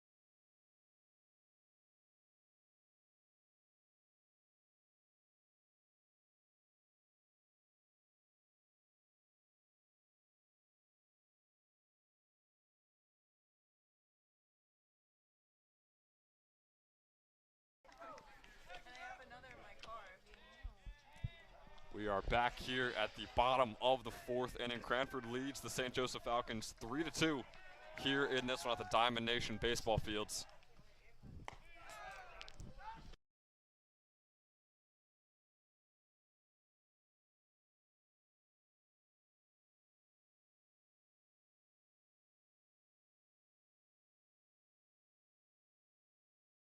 Clutch. All right, you can start it. So a 1-0 count. This one swung on by Cranford once again along the right field line, and once again another hit for the Cougars here in this one. Ryan Carasino getting on base again in this one. Yeah, it looks like Benny Fonseca is going to start warming up in the mound. Barca up to 75 pitches now.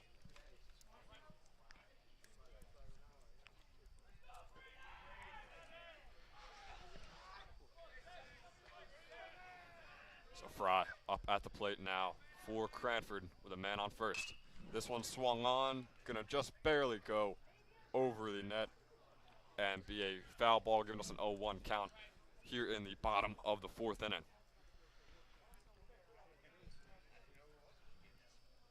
Jack, how we feeling cold-wise at this point? You know, recently, the great Will Kukowski's mom just gave me a Under Armour turtleneck to throw on. I will be throwing it on after this half inning.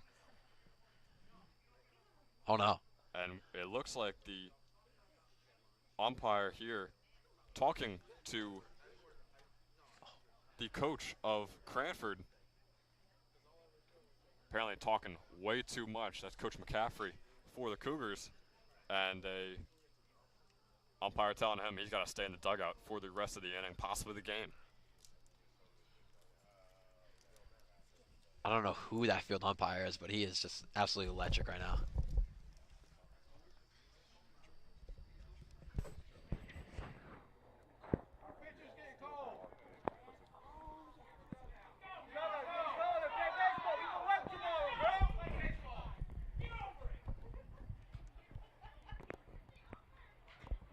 Coach McCaffrey, not very happy. Going to put the helmet on an assistant coach and send him out to first base. I mean, it's not that big of a difference. A first base coach is probably the least important job in baseball. So I don't know if the ump wants to, be happy with that. He can be happy with it. And just a clarification, that was Jack Kemmler saying that, not me. So shout out to all the first base coaches. I take no blame for that. I think you're very important to the game. Every first base coach I'm not a big fan of, except for Jimmy Mulvaney. Made absolutely electric performance on Sunday.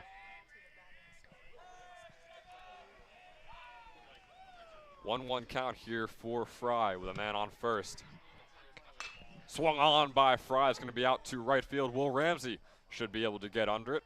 And he will, getting the first out of the inning for St. Joe's. Ben, I don't know about you, but I just feel like every single fly ball pop-up has literally been to right field. Yeah, no, there actually hasn't been a single one, at least when Cranford has been batting, a single one that has gone to left field. So I don't know if you adjust because of that or if it's just a coincidence up until this point of the game, but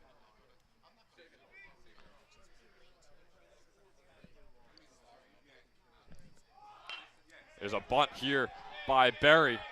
Barca able to get behind it, but not able to get the throw on to first. Barry called safe.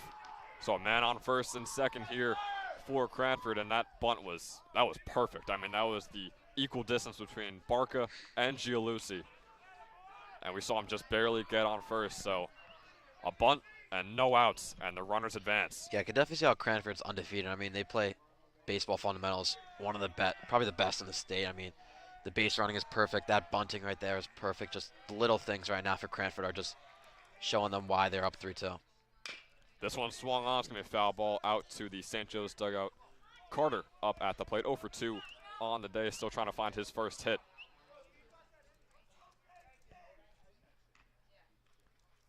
Almost near 10 o'clock here on this Wednesday night. Definitely the latest baseball game that I've ever called. I think it's the latest game that any current St. Joe's player has ever played in as well. I mean, Ben, you don't even have school tomorrow, so it doesn't really matter for you. That is also true.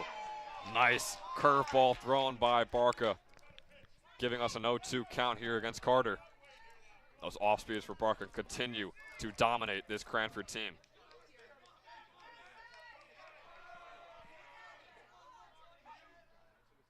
Oh, 0-2 is going to go all the way back. Gialusi going to chase it down. Runners will advance to second and third. We mentioned how good Mark is at making his pitchers look, not allowing many wild pitches, but that one was just impossible for him to get behind, Jack. Yeah, I mean, we saw this last inning when Barca threw the amazing curveball and then went back to the curveball and then threw it way too high. Then he just did it again.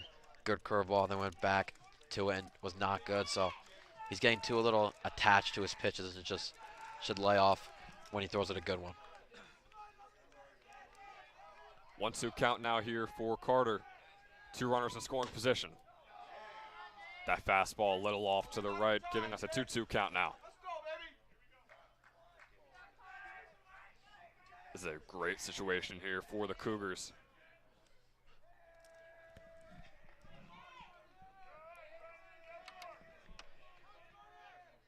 Two for Carter is swung on to center field. It will be caught by Carvelli. And the throw is not able to get home in time. Carasino will get the 4th run of the game here for Cranford. And they now lead 4-2 over the Falcons.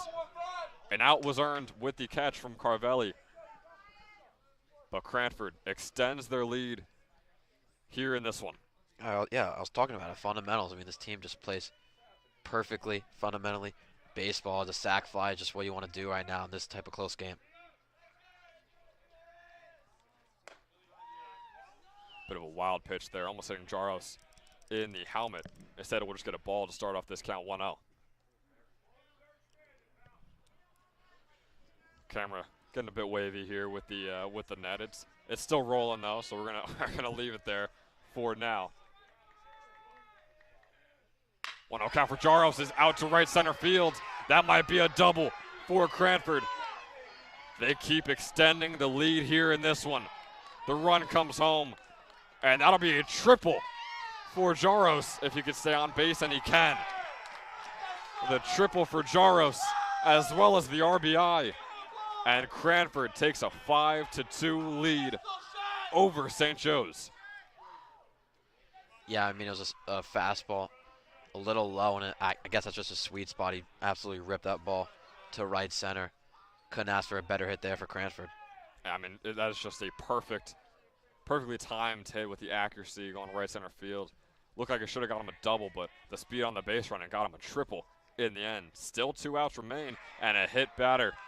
Here, Grady is going to take first. And things are getting a little out of hand here for Barca. So on comes coach for the Falcons, and a possible change here. We mentioned Benny Fonseca warming up before for St. Joe's. And we'll see if he comes out. And it looks like he will. So Benny Fonseca, the senior, is going to jog out here. Last time we saw him was on Sunday. Not as a pitcher, as a batter in that game against Roselle Catholic. Benny 1 for 2 on the day, so a 500 batting average on the season. So he'll get his warm-up pitches. Off comes Barca to a standing ovation by the crowd. We'll take a short break. St. Joe's trails 5-2. We got 2 outs here in the bottom of the 4th. Benny Fonseca warming up for the Falcons.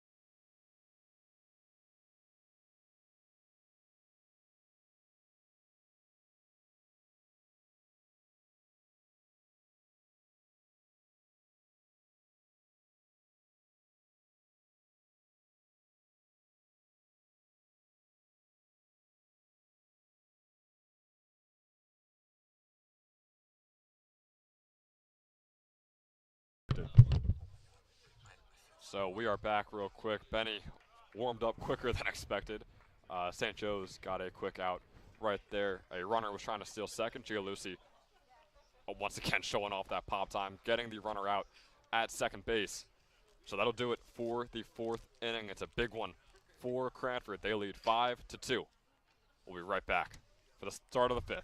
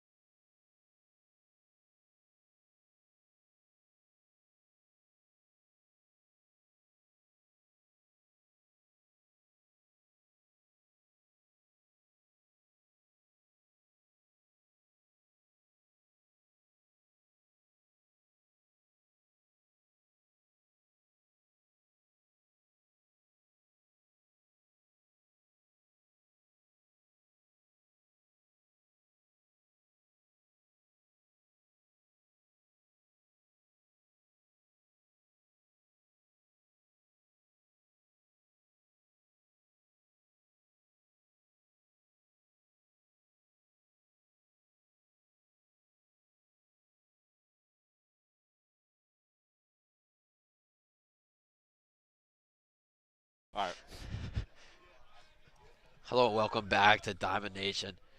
Cranford with a big inning last inning, adding on 2 more runs. Will result in a 5-2 lead now. Josiah Brown up to bat for St. Joe's, fouls that one off, so Josiah will have a 1-1 count.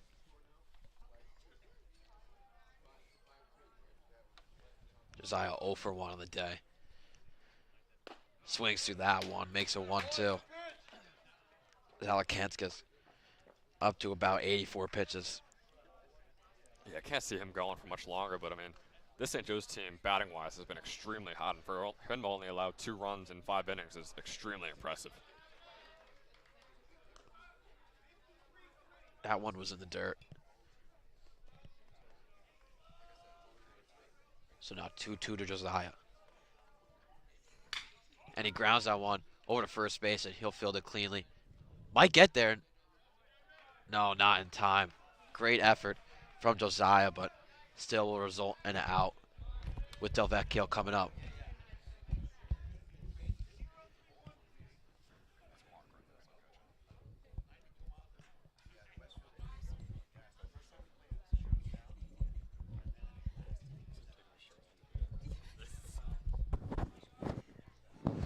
Clean count to Tydell is way behind his back.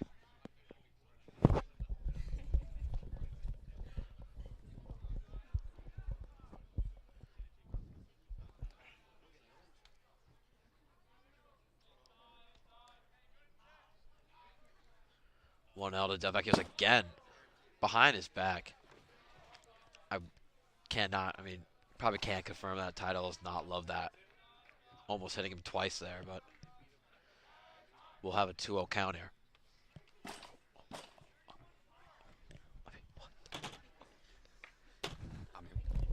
Ump had to fix something on the fence, which resulted in just absolutely kicking the camera down, which will make Ben definitely have to fix it again. So we will go to radio for a second as Tydell swings through that one, making a 2-1 count.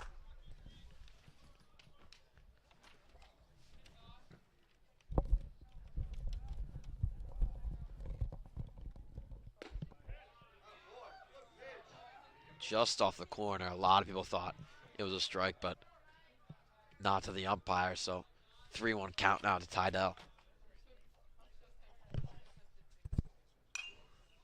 Tydell pops that one up, so now a full count with 1 out.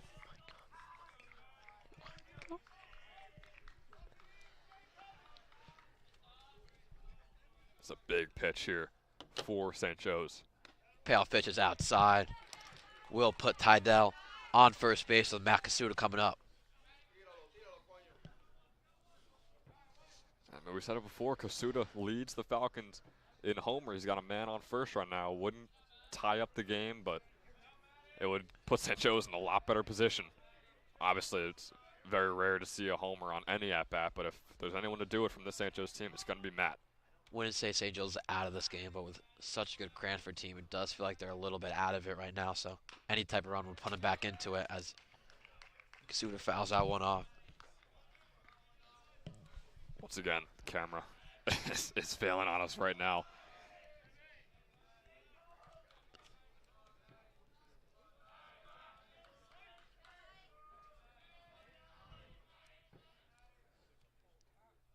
That one way too high. About 3 of those pitches this inning where they're just gone not even near the strike zone. That will result in a 1-1 count.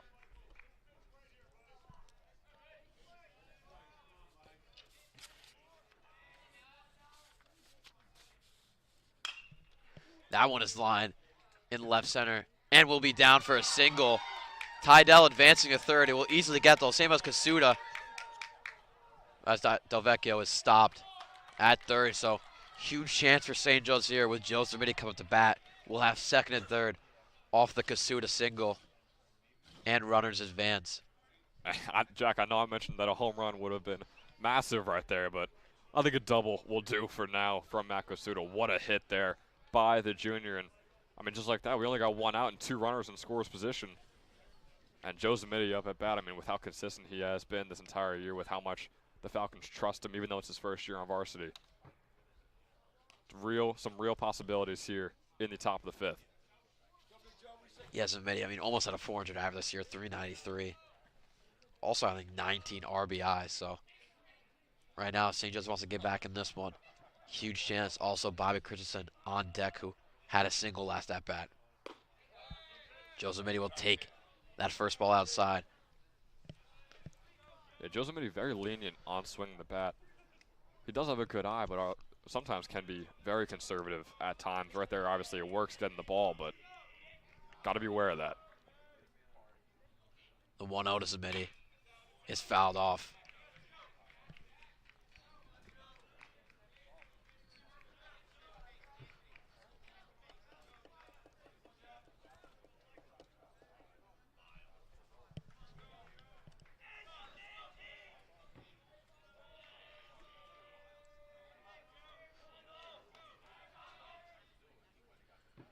One count to Mitty is lined over to right field, but is caught. Tagging is Del Vecchio, and will get home. Cut the lead down to 2 is St. Joe's. Sack fly there from Zamiti. Move up to 20 RBIs on the year. And I mean, it's not the best case scenario right there for the Falcons with that Zamiti at bat, but hey, it got Del Vecchio home, and looked like Del Vecchio took a bit of a hit on on the slide, put a bit too much effort into it. Pretty violent coming into home, but hey, however you want to get that third run of the game is fine by me. Bobby, who had hit it last at bat, fouls that one off. Still has a man in scoring position, Kasuda, at second base. Kind of odd that he didn't advance over to third after the throw to home.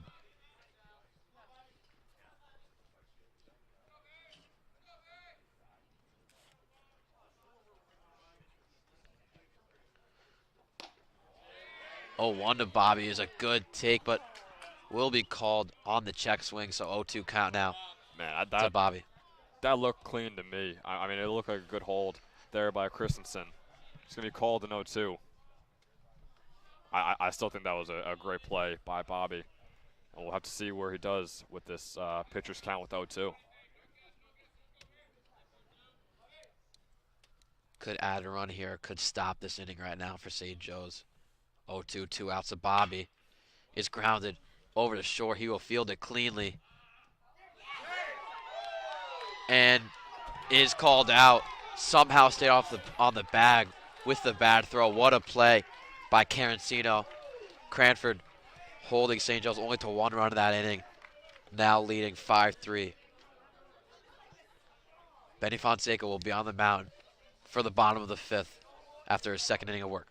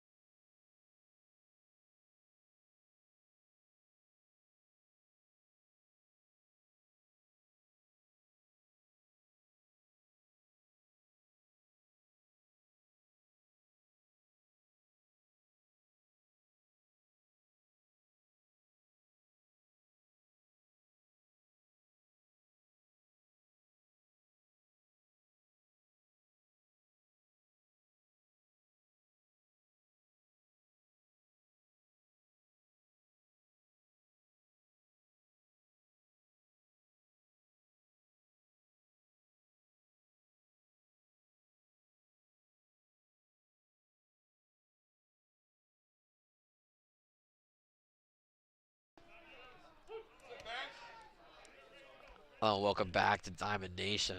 Bottom of the 5th here. St. Joe's added a run last inning, but still down 2 in this one. Benny Fonseca on the mound with his second inning of work, and that one popped up over to right field. Ramsey tracking in and cannot get over there. The A bounce over his head will advance over to second. And I mean, Jack, I hate to say it, that's just a bad play on St. Joseph's part. I mean, that should be a single at the very, very worst for the Falcons. Maybe even could have been an out, but man, right there, the play by Ramsey, unable to get over the ball. He overplayed it by a mile, and now starting off the inning with a double for Cranford. Not the start you wanted for Benny after the McCaffrey hit. So now the catcher Morales coming up to bat with a man on score position already. We'll show bunt, but we'll pull back on the ball. Yeah, Jack, honestly, it could be a fielding issue. I mean, Ramsey is so used to playing on the grass and with the turf. I mean, the ball could maybe even bounce higher. Maybe he's just not used to the playing fields here. But either way, I mean, that is just a rough play to start off the inning for the St. Joseph Falcons. The 1-0 bunt was popped out of the park, so it'll make a 1-1.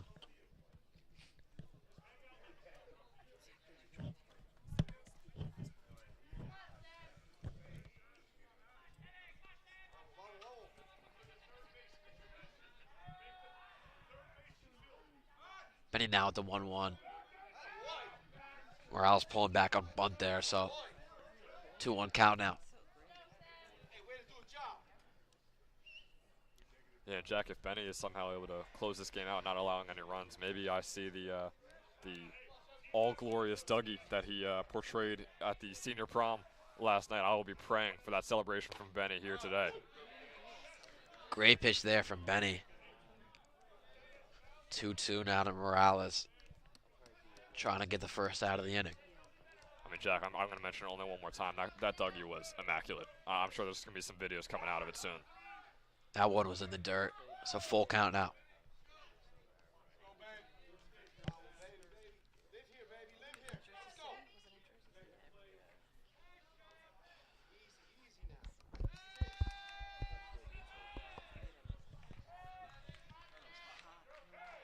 Payoff pitch to Morales is fouled off and out of the field.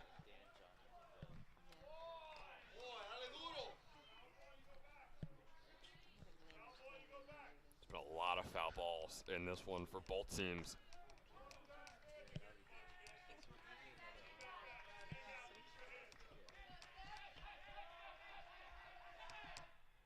That one is swung on and missed from Benny. That'll be his first strikeout.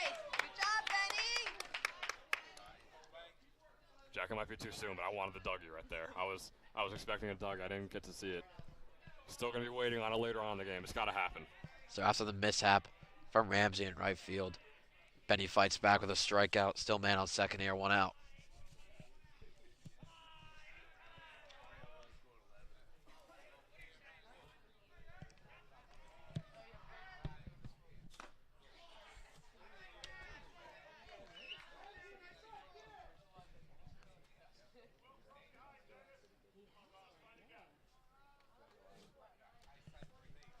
Riley, who had the 2-run triple last inning, now up the bat. Will foul that one off. So 0-2 count now to Riley.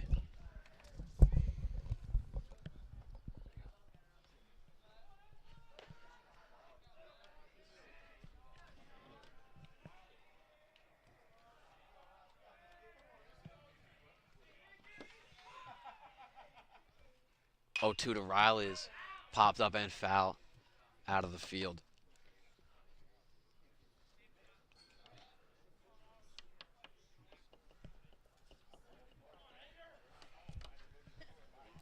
And Riley currently perfect on the day, facing an 0-2 right now. This will be a big out for the Falcons, especially with that runner still on second.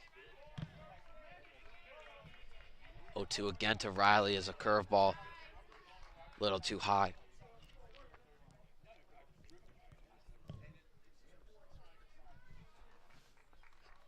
Top 20 matchup here. St. Joe's 19, Cranford 2. Again, ball outside.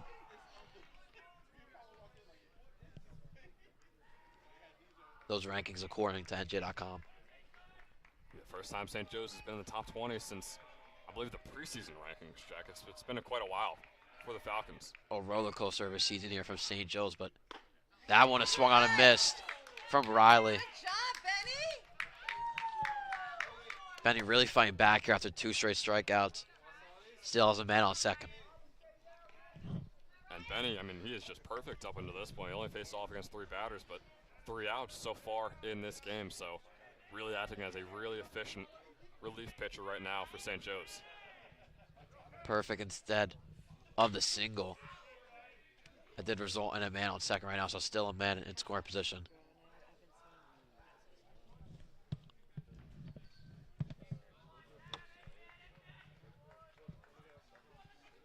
Carancino, the first baseman, ended off the inning with an amazing play last inning.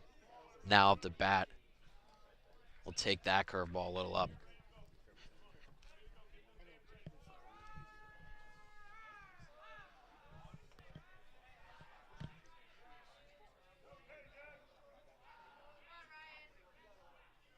One to Carancino in the dirt.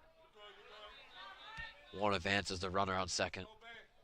And Jack, I'm going to mention it again today. That's the 4th or 5th time we've seen Gianluigi get behind a ball like that. I mean, it just shows how valuable he is to this team. Obviously, it's going to count as a ball, but could have easily advanced the runner to third base.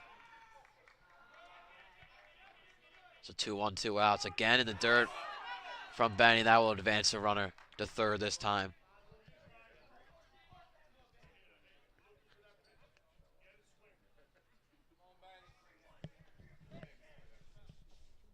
Big threat here from the Cougars as Mark will take a second to talk to Benny after 2 not great pitches in the dirt.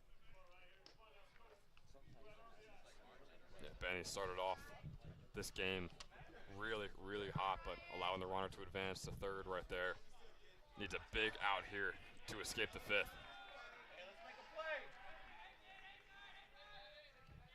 3-1 count to Carancino is popped up over to first base. Delvecchio calling it. Could go foul. It will not, and caught by Delvecchio to end the inning. Great job by Benny, starting off the inning with a double and fights all the way back to get 3 straight outs. St. Joe's looking to add some runs here, down 2 in the top of the 6th.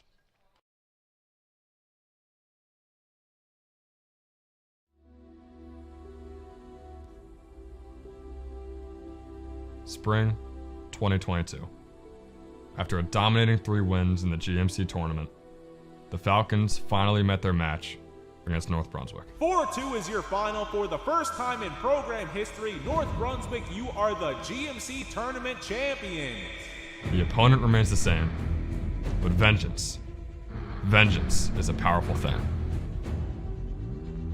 A high school analyst once said that the Falcons should be embarrassed by their performance early in the season.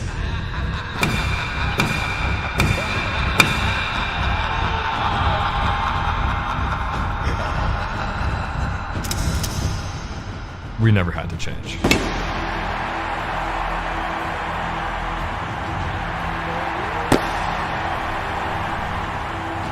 The GMC throne is up for grabs. Who will claim the title? Who will prevail? North Brunswick, St. Joe's. Let's play ball.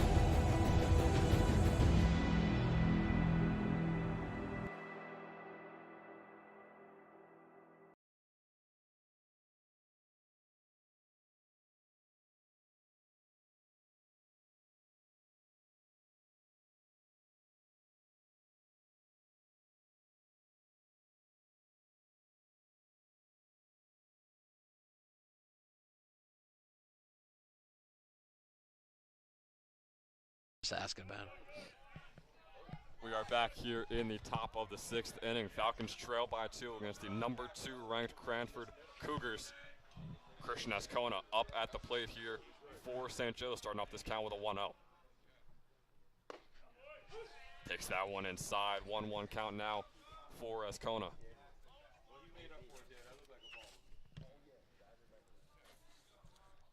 Ascona only getting better as the season goes on. Swung on, that one's going to be a foul ball off to the right, and there goes the camera once again. So, got a quick fix on that. I think we're probably in the double digits now for the amount of times we've had to fix the camera in this one. 1-2 count here for Ascona. .309 average and an .857 OPS on the year. Swung on by Escano right to the second baseman, Fry. And the first out is a quick one there for Cranford. And now at the end of the order, Will Ramsey up at the plate for St. Joe's. This is a big one. You got to make the top of the order count, so you got to get on base here. If you got 2 outs, it's almost a death sentence here for the Falcons. Yeah, one of those sloppy at-bats of St. Joe's today. I mean, Ascona swung at about 3 balls there. And ended the at-bat, swinging out a ball that grounded out. Bunt here from Ramsey, and it goes right to the pitcher. Wild throw to first, and still an out is called. So 2 outs. Delay on the call there from the fielding ump. But a second out nonetheless. St. Joe's at the top of the order, and I mean, Jack, this is a brutal situation to almost be wasting the batter like Mark Gialucci and some of the other guys like Carvelli and Brown on an inning that already has 2 outs. Yeah, I mean, you still don't want to doubt, that they can start a rally here, even though it's 2 outs. Still have a lot of good hitters coming up, but Ben, don't act like I didn't hear that voice crack when you said call. Man, I like I said, I don't know if I'm going through puberty again, but the voice cracks are unrelenting. Here's the swung by Gialucci over to third base, and that is a quick inning for Cranford. 3 batters, 3 outs. The score remains the same. The Cougars lead by 2. We'll be right back for Benny Fonseca on the mound for St. Joe's in the bottom of the 6th.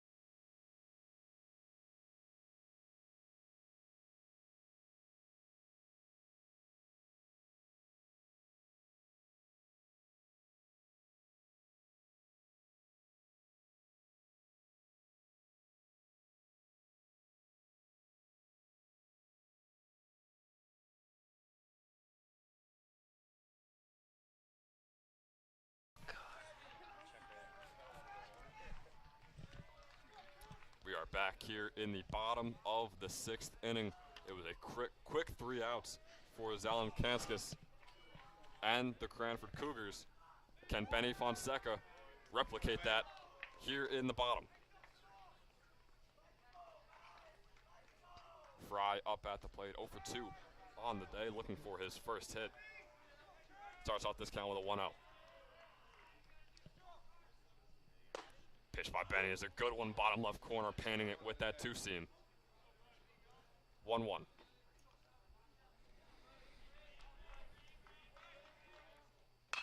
This one swung on by Fry, fly ball. Can Delvecchio get under it? That's a good catch there.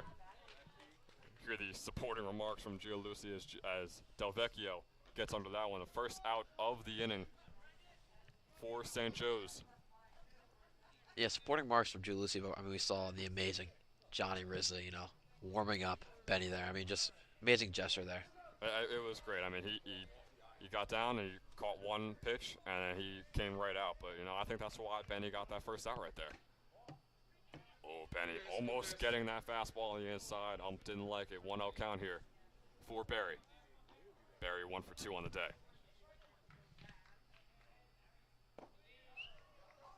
pitch low, almost in the dirt.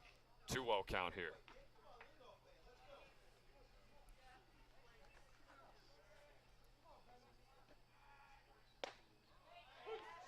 There's the first strike for Benny.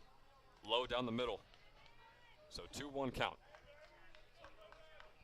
With 1 out on the board here in the bottom of the 6th. Swung on by Berry. That's going to give us the second strike of the at-bat. 2-2.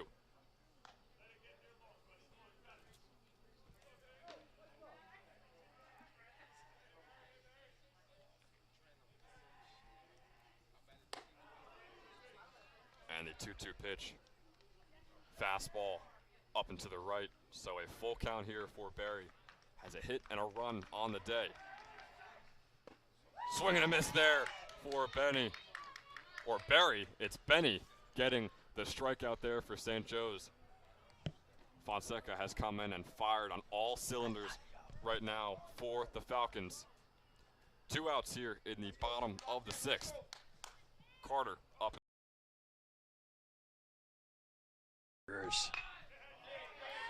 Swung on by Carter. Is it fair? It'll roll out. Man, that was tense along the third base line. That's going to give us an 0-1 count here.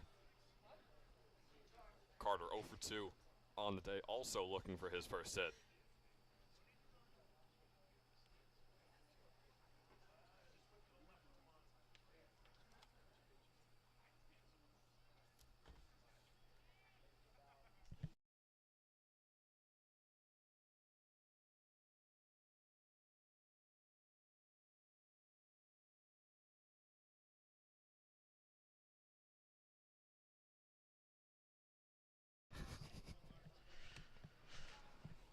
An 0-1 count here for Carter. Can Fonseca put him away in 3 batters, similar to Zalenkaskis? What a curveball by Benny. Giving us an 0-2 count. And Jack, I feel like you have to throw a ball here for Benny. Yeah, I feel like you do have to. Never mind. Swung on by Carter. It's high and caught by Bobby Christensen. 6 batters, 6 outs here in the 6th inning. Can the Falcons come back in this one? They have 3 more outs to do so. We'll be right back at the top of the 7th.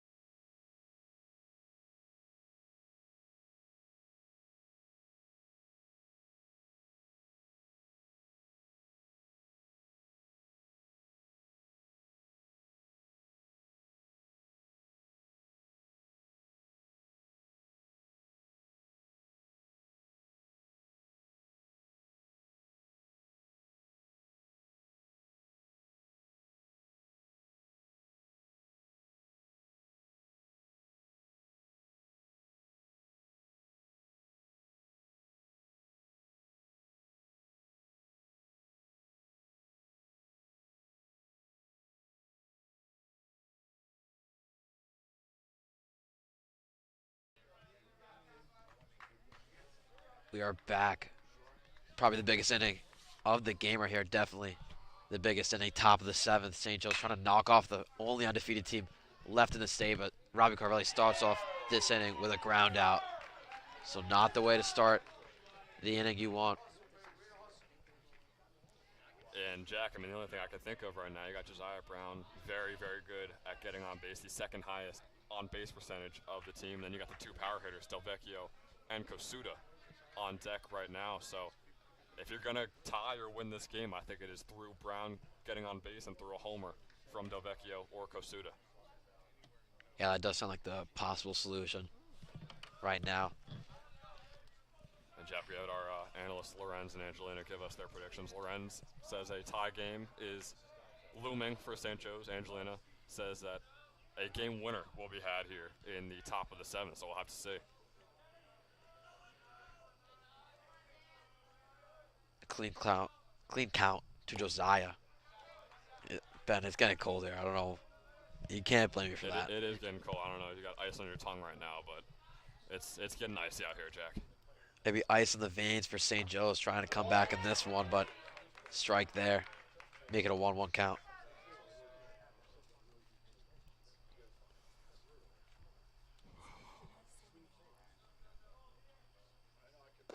That one is swung and missed.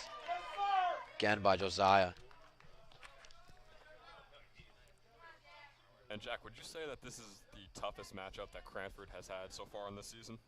I mean, Government Livingston, I think that's their full name, is definitely a very good team, but probably, I mean, St. Joe's is playing their best baseball right now, so if you want to see a top premier team, this is the time to see it.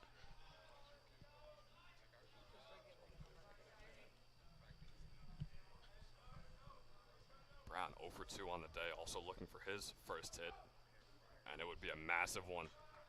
The most important time of the game right now for the Falcons. Yeah, hasn't really been himself lately, but really hoping he could pick it up. He takes another one outside. We know he easily has the best eye on the team, has a team leading 19 walks. Like I said, all he needs to do is get on base, and you got those two power hitters. Payoff pitch to Josiah's. Popped up very high. Might get down for single, but caught by the left fielder. 2 down. Cranford trying to keep their undefeated season alive. Forgot to mention that Dan O'Leary is on the mound now, making the save for Cranford. Yeah, and I mean, you go through Carvelli, you go through Josiah Brown, your 2-3 hitters. So it's a worst case scenario start right now for the Falcons. You got Delvecchio, and then you possibly have Kosuda still coming in this game. Delvecchio 0 for 2 on the day, but has been very hot in the past 10 games. See if you can click into that with this at-bat.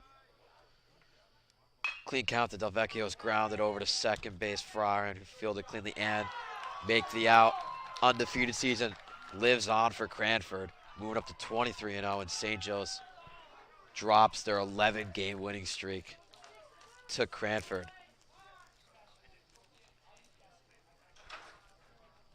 So Cranford winning this one 5-3. We'll still have a huge game on Saturday. That's the GMC Championship. Should be Jimmy Mulvaney versus Zach Konstantinowski. North Brunswick versus St. Joe's. Biggest game of the year. And also a big game tomorrow. We got seniors graduating tomorrow, but we also have the lacrosse semifinal at 1:45 against East Brunswick. St. Joe's the 2 seed, trying to move on and likely play Monroe also on Saturday. So a big game for Lax tomorrow. We will see you tomorrow at the Brenner Family Field. So for me, Jack Kemmler, Ben Chadwick, thanks for watching.